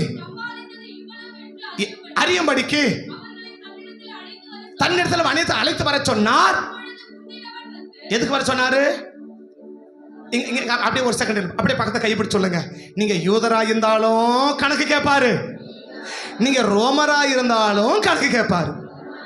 அப்ப யாரா இருந்தாலும் மத்தேயு சொன்னாரு யூதன் இல்லையா? அவன் என்ன கேட்கிறாரு? கணக்கு கேட்கிறான். ஏன்னா இவன் யாரு? ரோமன். இவன் என்ன கேட்க கூடாது. ஆனா அவர் சொல்றாரு, நீ யாரா இருந்தாலும் சரி, நீ யாரா இருந்தாலும் சரி, நான் கணக்கு கேட்காம விட மாட்டேன். நீ யார வேணா இரு, நீ யார வேணா இரு, நீ ரட்சிக்கப்பட்டவராயிரு, ரட்சிக்கப்படாதவராயிரு, அபிஷேகம் பெற்றவராயிரு, அபிஷேகம் பெறாதவராயிரு, நீ யார வேணா இரு, நீ யார வேணா இரு. ஆனா நான் என்ன செஞ்சே தீருவேன்? கணக்கு கேட்டே தீருவேன். எல்லாரையும் கூட்டிட்டோம். அங்கேயாவது வந்து நின்ன உடனே அவன் வந்து சொல்லிட்டான் ஐயா அப்படின்னு சொல்லிட்டான் இல்லையா? இவன் என்ன சொல்றாரு? ஒரே ஒரு குரூப்ல மெசேஜ் போட்டு, என்னது குரூப்ல செய்தி அனுப்பு. என்ன செய்தி? இன்ன டைம் இந்த இடத்துக்கு எல்லாரும் என்ன செய்யணும்? 10 பேர் கரெக்டா வந்து கூடணும். கரெக்டா வந்து என்ன செஞ்சிடணும்? கூடினோம். வரும்போது எப்படி வரணும்? அவன் அக்கௌண்ட்ஸ் ஃபைலோட வரட்டும். என்ன வரட்டும்? அக்கௌண்ட்ஸ் ஃபைலோட என்ன செய்யட்டும்? நாங்கள் அக்கௌண்ட்ஸ் படிச்சோம். நீ என்ன படிச்சியோ எதோட வா, எதோட வா? ஃபைலோட வா. என்ன ஃபைல் அப்படின்னா, நான் போய் இத்தனை வருஷம் ஆச்சு, இவளை கொடுத்துட்டு போனேன், இதை வச்சு நீ என்ன பண்ணன்றதுக்குரிய ரெக்கார்டோடங்க பாப்பா. என்னவா? ரெக்கார்டோட வர சொல்லு அப்படின்னு சொன்ன உடனே முதல்ல வரான், கட கட கடன்னு ஓடி வரான். வந்த உடனே சொல்றான், வாசிக்கலாம். முந்தினவன் வந்து, ஆண்டவனே உம்முடைய ராத்தலில் 10 ராத்தல் ஆதாயம் கிடைத்தது என்றான். எஜமான் அவனை நோக்கி, நல்லது உத்தம ஊழியக்காரனே, கொஞ்சத்தில் உண்மை உள்ள. எது உண்மைங்க? எனக்கு சொன்னதை அப்படியே நான் செஞ்சு முடிக்கிறேன் பத்தியா? இல்ல உண்மை. ஒண்ணு எது உண்மை? ஒண்ணு எது உண்மை? சொல்லல. என் எஜமான் என்ன நினைக்கிறார், என் ஆண்டவர் என்ன நினைக்கிறார், என்ன பத்தி என்ன யோசிக்கிறான், இப்ப நான் என்ன செய்யணும்னு நினைக்கிறா, இப்ப நான் என்ன செய்யணும்னு நினைக்கிறா, இப்ப நான் என்ன செய்யணும்னு நினைக்கிறா, இந்த செகண்ட் என்ன செய்ய நினைக்கிறா, இப்ப நான் என்ன செய்ய நினைக்கிறா, என் குடும்பத்துல என்ன செய்ய நினைக்கிறா, சபைக்குள்ள என்ன செய்ய நினைக்கிறா. எத்தனை பேருக்கு இந்த துடிப்பு புரியுது? எத்தனை பேருக்கு இந்த ஆதகம் புரியுது? எத்தனை பேருக்கு அந்த எஜமானிய இருதயம் புரியுது? எத்தனை பேருக்கு புரியுது? யாரா அந்த புரியும்? யாரா அந்த புரியும்? சரி, யூதனா அந்த கட்டாயமா சொல்ல தேவையில்ல. என்ன குறிச்சு என்ன நினைக்கிறான், இப்ப நான் என்ன செய்யணும்னு, இப்ப நான் என்ன செய்யணும்னு நினைக்கிறான்றது யாருக்கு தான் புரியும்? ஒரு ஆவிக்குரிய யூதனுக்கு புரியும். ஆமே. சரி, ரெண்டாவது, நீ யூதனா இல்லை இல்லையா? ரெண்டாவது சொன்னாரு, நீ யூதனா இருக்க தேவையில்லை, நீ ரோமனா தான் கூட சரி, நான் என்ன செய்வேன்? கணக்கு கேட்பேன். உங்கள்கிட்ட கொடுத்துட்டு சொன்னேன், இதை கொண்டு இதை செய்யன்னு சொன்னேன், இதை கொண்டு இதை கொடுக்கிறல்ல, இதை வாங்கி என்ன செய்ய, இதை வாங்கி என்ன செய்ய, இதை கொண்டு போய் இதை செய்யன்னு சொல்லி கொடுத்தேன் இல்லையா? எத்தனை பேர் அதை வாங்கி அதை அப்படியே செஞ்சு பிடிச்சோம்? ரெண்டாவது எது உண்மை? எனக்கு சொன்னதை நான் சொன்னபடியே செய்து முடிக்கிறேன் பத்தியா, அது உண்மை. கர்த்தர் எனக்கு என்ன சொன்னார், எனக்கு என்ன சொன்னார், இனிமே எனக்கு சொல்றா, இன்னைக்கு என்ன சொன்னார். இன்னைக்கு உட்கார சொன்னா உட்கார்ந்து, இன்னைக்கு ஜெபிக்க சொன்னா ஜெபி, இன்னைக்கு பைபிள் படிக்க சொன்னா பைபிளை படி, இன்னைக்கு பாடி ஆராதிக்க சொன்னா பாடி ஆராதி, இன்னைக்கு தூங்குனா தூங்கு, தூங்குனா தூங்க சொல்லுவாரா, சொல்லுவா. படிக்க சொல்லுவாரா, சொல்லுவா. ஜெபிக்க சொல்லுவாரா, சொல்லுவா. worship பண்ண சொல்லுவாரா, சொல்லுவா. யார் சொன்னது? உனக்கு சொல்லப்பட்டது இல்லையா?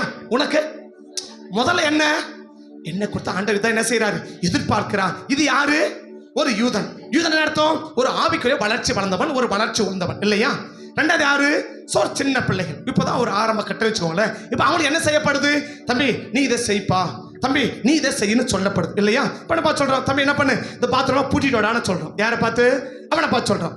அவனை பார்த்து சொல்றேன், நான் நீ 2 பாட்டு பாடு அப்படின்றோம். அவனை பார்த்து சொல்றோம், தம்பி நீ ஒரு ஜெபக்குறி பண்ணு அப்படின்னு சொல்றோம் இல்லையா? சொன்னதை எத்தனை பேர் அப்படியே செஞ்சு முடிச்சிங்க?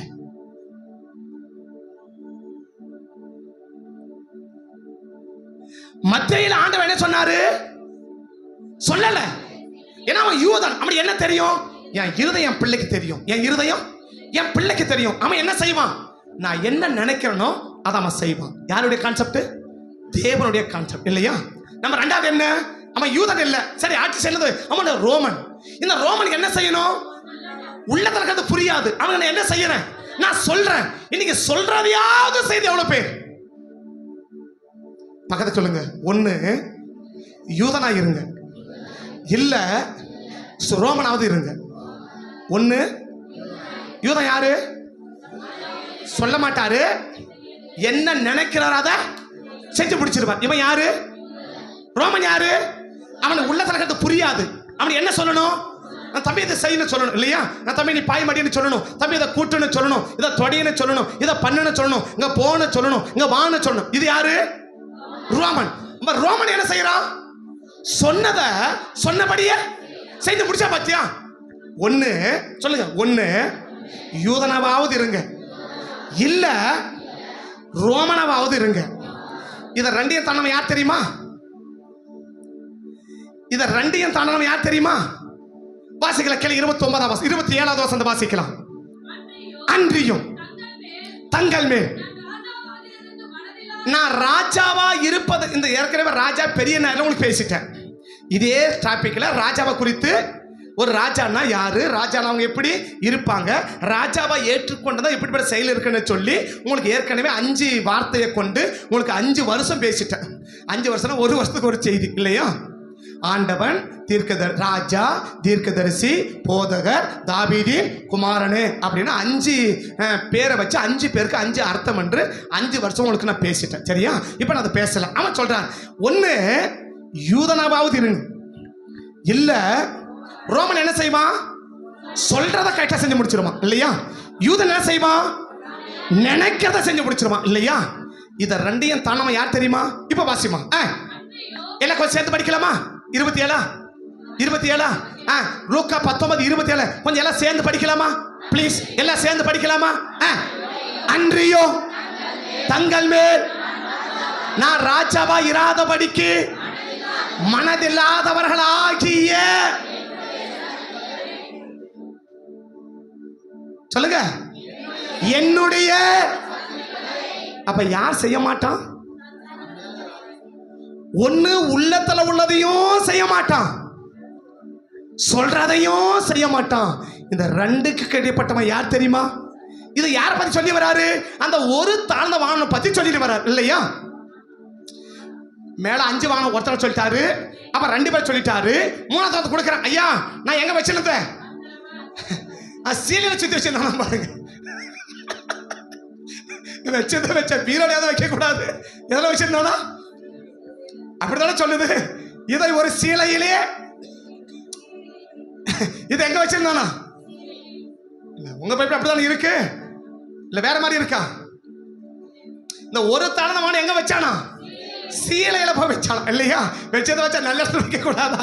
சரி வாசி. அவனை பார்த்தா சொல்ல ஆரம்பிச்சிருமாரு. என்ன சொல்லு இப்ப வாசி தொடர்ந்து. அந்த ஒரு தாழ்ந்த வாங்கின பார்த்து வந்து, ஆண்டவனே இதோ மடியத்தில் ராத்தல், உம்முடைய ராத்தல் எங்க வச்சிருந்த? சீலையில வச்சிருந்த. நீ வைக்காததை எடுக்கிறவரும் அறுக்கிறமான நீ மோசமான ஆளியா? இரு எப்ப மோசமான ஆளுன்னு தெரியல. கரெக்டா சொல்லுங்க. எஜமான் கொடுத்து வாங்கினாரு பாரு, வாங்கும்போது என்னவா தெரியல. என்ன சொல்லிருக்கணும்? வாங்கணும்ல, அப்ப என்ன சொல்லிருக்கணும்? ஏய் நீ மோசமான ஆளு, உந்த வேணா போயா அப்படி சொல்லிட்டு போயிருக்கணும்ல. எப்ப நல்லால தெரிஞ்சாரு? அந்த ராத்துல வாங்கும் போது எப்படி தெரிஞ்சாரு? நல்லவர். இப்ப திரும்ப கொடுக்கணும்ல, இப்ப எப்படி தெரியுறாரு? நீர் வைக்காத இடத்தில் அறுக்கிறவரும் வாசி எடுக்கிறவரும் விதைக்காதது அறுக்கிறவருமான கடினமுள்ள முதல்ல ஆண்டவன், இப்போ மனுஷன் என்று அறிவேன். அடா சாமி, என்ன பயம் பார்த்தீங்களா? என்ன பயம்? வாங்கணும் ஒண்ணு வாங்கணும் 10 சம்பாதிச்சான். எதை வச்சு மடுங்கிறான்? என்ன ஒருவேளை இப்ப வந்துட்டு என்ன செய்ய, இப்ப வந்துட்டு என்ன செய்ய, என்னடா பண்ணு கேட்ட என்ன பண்ண, அப்படி பயந்து நடுங்கி அந்த ஒன்ன வச்சு 10 சம்பாதிக்கிறான், அந்த ஒன்ன வச்சு 2 சம்பாதிக்கிறான். இவன் சொல்றான் உமக்கு உமக்கு பக்கத்துல சொல்லுங்க, உங்களை பத்தி சொல்லல. சொல்லுங்க உங்களை பத்தி சொல்லல, அவனை பத்தி சொல்றாரு. பயம் என்ன செய்யும்? பயம் என்ன செய்யும்? சொன்னது யாரு? யாச்சா இல்ல. சொன்னது யாரு? எஜமான் இல்ல. அது அப்படியே செய்யணும் இல்ல, அதானா பயம். இவன் சொல்றான் உமக்கு பயந்து இருக்கிறேன், இந்த அவன் ராத்திர பிடிச்சுக்கோ. வாசிக்கலாம். அதற்கு அவன், பொல்லாத ஊழியக்காரனே, உன் வாய் சொல்லை கொண்டே உன்னை நியாயம் தீர்க்கிறேன். நான் வைக்காததை அறுக்கிறவரும் விதைக்காத சேர்க்கோட கடினமான தெரியுமே உனக்கு. காசுகளை கொண்டு வைக்கவில்லை, வைத்திருந்தாயானால் நான் வந்து வட்டியோட வாங்கிருப்பேன் சொல்லி முடிச்ச உடனே எஜமான் சொல்றாரு. இப்ப எஜமான் சமயப்பான பார்த்து சொல்றாரு, அந்த ராத்தலை அவன் கையிலிருந்து வாங்கி உடனே அவன் கேட்கிறான், ஐயா அவனுக்கு ஏற்கனவே 10 இருக்கு. கர்த்தர் சொல்றான், உள்ளவனுக்கு கொடுக்கப்படும், இல்லாதவனுக்கு உள்ளதும் எடுக்கப்படும். இப்படி சொல்லிட்டு தான் அடுத்த வார்த்தையை சொல்றாரு, அன்றியும் தங்கள் மேல் மனதில்லாதவர்களாகிய யார் தான் செய்ய மாட்டான்? எஜமானா ஏற்றுக்கொண்டவன் ராஜாவா ஏற்றுக்கொண்டு என்ன செய்ய முடியுது? செயல்பட முடியுது இல்லையா? ஒண்ணு உள்ளத்துல உள்ளதையும் செய்ய முடியுது, இல்ல சொன்னதையாவது செய்ய முடியுது. இது ரெண்டுக்கும் இடைப்பட்டு உள்ளத்துல உள்ளதையும் நான் செய்யல, எனக்கு சொன்னதையும் நான் செய்யலன்னா அவன் யாரு? அந்த எஜமானுக்கு சத்துரு. அந்த எஜமானுக்கு சத்துரு. இவனை பார்த்து என்ன சொல்ல முடியல? நல்லது உண்மையுள்ள உன்னை சொல்ல முடியல. ஏன் அப்படின்னா இவன் எப்படி வாழ முடியாது? அந்த உண்மையாய் வாழ முடியாது. ஏன்? இவன் ஆபிரகாம் சந்ததி இருப்பதற்கு சாத்தியமே இல்லை. என் கண்மன கர்த்தருடைய பிள்ளைகளை, எத்தனை பேரு ஒண்ணு தேவனுடைய உள்ளத்துல உள்ளதை நான் புரிஞ்சு செய்யறேன், எனக்கு புரிஞ்சிக்க முடியல, கர்த்தர் என்னன்னு தெரிஞ்சுக்க எனக்கு முடியல, அந்த அளவுக்கு நான் என்ன செய்ய இன்னும் நான் வளரல. ஆனா பட் எனக்கு சொல்றத நான் அப்படியே செய்வேன். இதை செய்யணுட்டா அதுக்கு மறுப்பே எனக்கு கிடையாது. இதை செய்யணும் சொல்லிட்டான் அது மறுப்பே கிடையாது. மத்தியாவது 5 கொண்டு 5 சம்பாதிக்கிறான் இல்லையா? இவன் 1 கொண்டு 10 சம்பாதிக்கிறான். இது ஹார்ட் ஒர்க்கு. என்ன கடினமா வேலை செய்ய சொல்லல, வியாபாரம் பண்ணுங்கன்னு சொன்னேன், அவ்வளவுதான் இல்லையா? 1 2 ஆக்கியிருந்தா கூட வியாபாரம் தானே. 1 2 மாத்துறது வியாபாரம் தானே. 1 3 மாத்துறது வியாபாரம் தானே. 1 4 மாத்த வியாபாரம் தானே. அவன் சொல்றான், இல்ல இல்ல என் எஜமான் புரியல, இன்னும் என்கிட்ட எதிர்பார்க்கிறா, இன்னும் என்கிட்ட எதிர்பார்க்கிறா, இன்னும் என்கிட்ட எதிர்பார்க்கிறான், இன்னும் ஓடுறான், இன்னும் ஓடுறான், இன்னும் ஓடுறான், இன்னும் ஓடுறான். எது வரைக்கும் ஓடுறான்? 10 ராத்திர சம்பாதிக்கிற வரைக்கும் ஓடுறான். இவன் 10 ராத்திர சம்பாதிக்க முடிக்கவும் எஜமான் வந்து கணக்கு கேட்கவும் சரியா இருக்குது. அப்ப எது உண்மைங்க? ஒண்ணு ஏவனுடைய இருதயத்தில் உள்ளதை புரிஞ்சாவது செய்யணும், இல்ல எனக்கு சொன்னதையாவது செய்யணும். இதை ரெண்டையும் செய்யாத ஒரு மனுஷன் அவன் யாரா இருக்க முடியும் தெரியுமா? அவன் யூதனாவும் இருக்க முடியாது, அவன் ரோமனாவும் இருக்க முடியாது, அவன் சத்துருவாகத்தான் இருக்க முடியும். அவன் சத்துருவாக தான் இருக்க முடியும். அவன் சத்துருவாக இருக்க முடியும். ஏன்னா 14வது வசனத்தை அவரே சொல்றார் பாருங்க. 14வது வசனத்தை பாருங்க. 14வது வசனத்தை பார்த்து ஏன் செய்யலவங்க? இவன் எங்கள் மேல் ராஜாவா இருக்கிறதற்கு எங்களுக்கு என்ன கிடையாது. இன்னைக்கு என்ன சொல்லலாம்?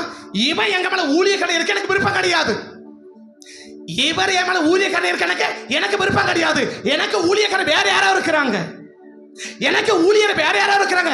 அவங்க ஊழியர் தான் நல்லா இருக்கும், இவங்க அப்படியே நல்லா இருக்கும். எரேமியா சொல்லுவாரு, எரேமியா 5 நினைக்கிறேன், 4:5 நினைக்கிறேன். என் இருதயத்துக்கு ஏற்ற மேய்ப்பர்களை நான் அவளுக்கு கொடுப்பேன், அவர்களை புத்தியோடும் அறிவோடும் அவனை நியாயத்தை நடத்தும் என்பதை எரேமியா தீர்க்க சொல்றான். எரேமியா 4ஆம் அதிகாரம் இல்ல 5ஆம் அதிகாரம் நினைக்கிறேன். எரேமியா 4:5 பாருங்க. எரேமியா 4:5 பாருங்க. எரேமியா 4:15. எரேமியா 4:15 உங்களுக்கு சாரி 3:15 சாரி 3:15. எரேமியா 3:15 உங்களுக்கு என் இருதயத்துக்கு ஏற்ற மேய்ப்பர்களை கொடுப்பேன், அவர்கள் உங்களை அறிவோடும் புத்தியோடும் மேய்ப்பார்கள். ஜனங்க சொல்றாங்க, இவன் எங்கள் மேல் ராஜாவா இருப்பதுக்கு என்ன இல்லை, விருப்பம் இல்லை, அதனால அவன் என்ன சொன்னாலும் நான் செய்ய மாட்டேன். அவன் என்ன சொன்னாலும் என்ன சொல்லிட்டு போனாரு? வியாபாரம் பண்ண சொன்னார், என்ன செய்ய மாட்டேன், நீ சொல்றபடி. அப்ப சொல்லபடி செய்யணும் என்ன அர்த்தம்?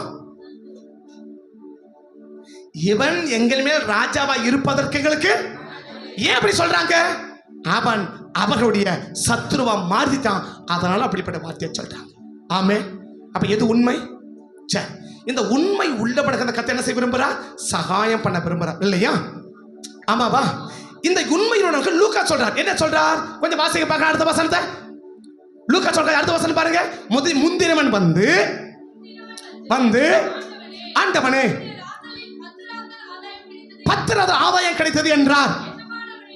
எஜமானவனை நோக்கி, நல்லது உத்தம ஊழியக்காரனே, கொஞ்சத்தில் உண்மையுடன் இருந்தால் இந்த 10 படம் தான் சகாயம். அவன் எவ்வளவு சம்பாதிச்சான்? 10 ராத்தன் இல்லையா? 10 பணம் இல்லையா? இன்னும் இப்படி சொல்றேன், ₹1 கொடுத்தா அவன் எத்தனை மாத்திட்டான்? அதை 10 ரூபாயை மாத்திட்டான். அவனுக்கு எத்தனை பணத்தை கொடுக்கிறாரு? 10 கிராமத்தை கொடுக்கல, 10 பட்டணத்தை கொடுக்கிறார். ஏன் தெரியுமா? அதை கீழே சொன்னார், உள்ளவனுக்கு கொடுக்கப்படும், இல்லாதவனுக்கு உள்ளதோ எடுக்கப்படும். இன்னைக்கு கொடுக்கப்படுற இடத்துல இருக்கிறோமா, எடுக்கப்படுற இடத்துல இருக்கிறோமா? உண்மை உள்ளவர்களுக்கு தான் கர்த்தர் என்ன செய்ய விரும்புறா? சகாயம் பண்ண விரும்புறா. அந்த உண்மைக்கு 2 சொன்னேன். 1, தேவனுடைய இருதயத்தில் உள்ளதை புரிந்தாவது செயல்படும். இல்ல இது எனக்கு புரிஞ்சிக்க முடியல, உனக்கு சொல்லப்படுவதாவது செயல்படும். இதை 2யும் செயல்படலாம். 1, நீ தேவனுக்கும் தேவ மனிதனுக்கும் சத்துருவா நிற்கிறாய். கண்களை மூடலாமா? கண்களை மூடலாமா? கண்களை மூடலாமா?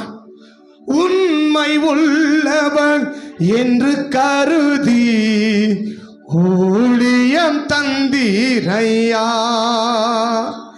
உண்மை உள்ளவன் என்று கருதி ஊழியம் தந்தீரையா. நன்றி நன்றி ராஜா, நன்றி இயேசு ராஜா, நன்றி நன்றி ராஜா, நன்றி இயேசு ராஜா. உம்மை நினைக்கும் போதெல்லாம் நெஞ்சம் மகிழுதையா, நன்றி பெருகுதையா. கர்த்தருடைய சமூகத்தை கூடி வந்திருக்கிறோம். ஆபிரகாமின் சந்ததி உண்மை உள்ளவர்களாயிருக்கும்.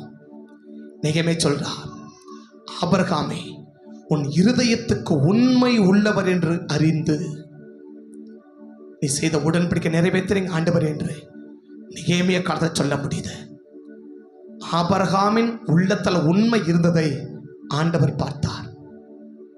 அந்த உண்மை இன்னைக்கு நமக்கு இருக்கணும்னு கர்த்தர் எதிர்பார்க்கிறார். நம்ம உண்மை உள்ளவர்களாக இருக்க வேண்டும் என்று கர்த்தர் விரும்புகிறார். இது யார் தான் இருக்க முடியும்னா ஆபிரகாமின் சந்ததி தான் இருக்க முடியும்.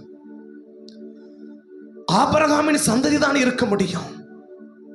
அந்த ஆபிரகாமின் சந்ததி ஒன்று, தேவனுடைய இருதயத்தில் உள்ளதை செய்யும். 2, தனக்கு சொல்றதையாவது செய்யும்.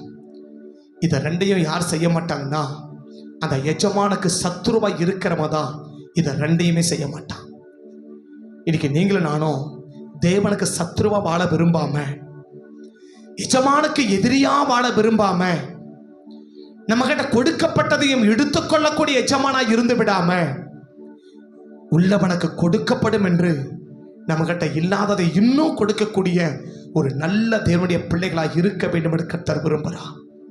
இன்னைக்கு எவ்வளோ பேருக்கு கர்த்தர் எனக்கு சொல்லாமலேயே கர்த்தருடைய இருதயத்தில் என்ன இருக்கிறதோ அதை உணர்ந்து அதை புரிந்து ஒவ்வொரு காரியத்திலும் நான் செயல்படுகிறேன்னு சொல்ல முடியும். ஒருவேளை என்னால் புரிஞ்சிக்க முடியல, ஆனா எனக்கு சொல்லப்படுகிறத மறுக்காம மறைக்காம திறந்த உள்ளத்தோடு அப்படியே நான் அதை செய்கிறேன்னு சொல்லி 2வது கேட்டகரியாவது நான் இருக்கிறேன்னு சொல்லி எத்தனை பேர் சொல்ல முடியும்? இதை ரெண்டையும் தவிர்க்கிறவன் எஜமானுடைய சத்துரு. இந்த ரெண்டையும் தவிர்க்கிறவர்கள் ஒன்று உள்ளத்தில் உள்ளதையும் அவளை செய்யல, 2வது சொல்றதையும் அவளை செய்யல. இவங்க யாருன்னா அந்த எஜமானுடைய சத்துரு. அந்த எஜமானுடைய சத்துரு. அந்த எஜமானுடைய சத்துரு பத்தி சொல்றான், தங்கள் மேல் ராஜாவா இருப்பதற்கு மனதில்லாத என் சத்துருக்களை எனக்கு முன்னாடி கொண்டு வந்து வெட்டி போடுங்கள், வெட்டி போடுங்கள். உண்மை இல்லாத ஒரு மனுஷன் ஏன் உண்மையால முடியல இருக்க முடியல. அவன் உள்ளத்தில் உள்ளதையும் புரியல, அவனுக்கு சொன்னதையும் அவன் செய்யல. உன் உள்ளத்தில் உள்ளதையாவது புரிந்து நம்ம நடக்க வேண்டும், இல்லை நமக்கு சொல்லுகிறதையாவது நம்ம அடைந்து நடக்க வேண்டும். இது 2 இடத்துல தான் ஆண்டவர் சொல்றார், கொஞ்சத்தில் உண்மையுடன் இருந்தாய் நல்லது, உத்தமமும் உண்மையும் என்ற ஊழியக்காரன் ஆண்டவர் சொல்றார். இந்த 2 இடத்துலையும் ஒன்று, நமக்கு சொன்னதையாவது நாம் சரியா செய்யணும். 2, தேவன் என்ன நினைக்கிறாரோ அதை புரிந்தாவது நாம் செய்யணும். இது 2 தான் உண்மைக்கு அடையாளம். அந்த உண்மை இன்னைக்கு நமக்குள் இருக்க வேண்டும் என்று கர்த்தர் விரும்புகிறார். அந்த உண்மை உள்ளவர்களுக்கு தான் கர்த்தர் 10 பட்டணம் 5 பட்டணம் 2 பட்டணம் சகாயம் பண்ணார். மத்தேயும் சொல்றாரு, லூக்காவும் சொல்றாரு, அவர்களுக்கு தான் சகாயம் கிடைத்தது. உண்மை உள்ளவர்களா நாம் இருப்போமானால் கர்த்தருடைய சகாயம் இன்னைக்கு நமக்கு கிடைக்கும். கரத்தில் அர்ப்பணிக்கிறோம், எங்களை நடத்தும், எங்களை ஆளுகை செய்யும். அந்த உண்மை உள்ளவர்களுக்கு கிடைத்த சகாயத்தை இன்றைக்கு எங்களுக்கும் கர்த்தர் வாய்க்க பண்ணி எங்களுக்கும் கர்த்தர் நீங்கள் சகாயம் பண்ண வேண்டும் என்று உங்கள் சமூகத்தை நோக்கி பார்த்து ஜெபிக்கிறேன். கரத்தில் அர்ப்பணிக்கிறோம், நடத்தியும் ஆளுகை செய்யும். இயேசுவின் நாமத்தில் வேண்டிக் கொடுக்கிறோம் நல்ல பிதாவே. ஆமென், ஆமென், ஆமென்.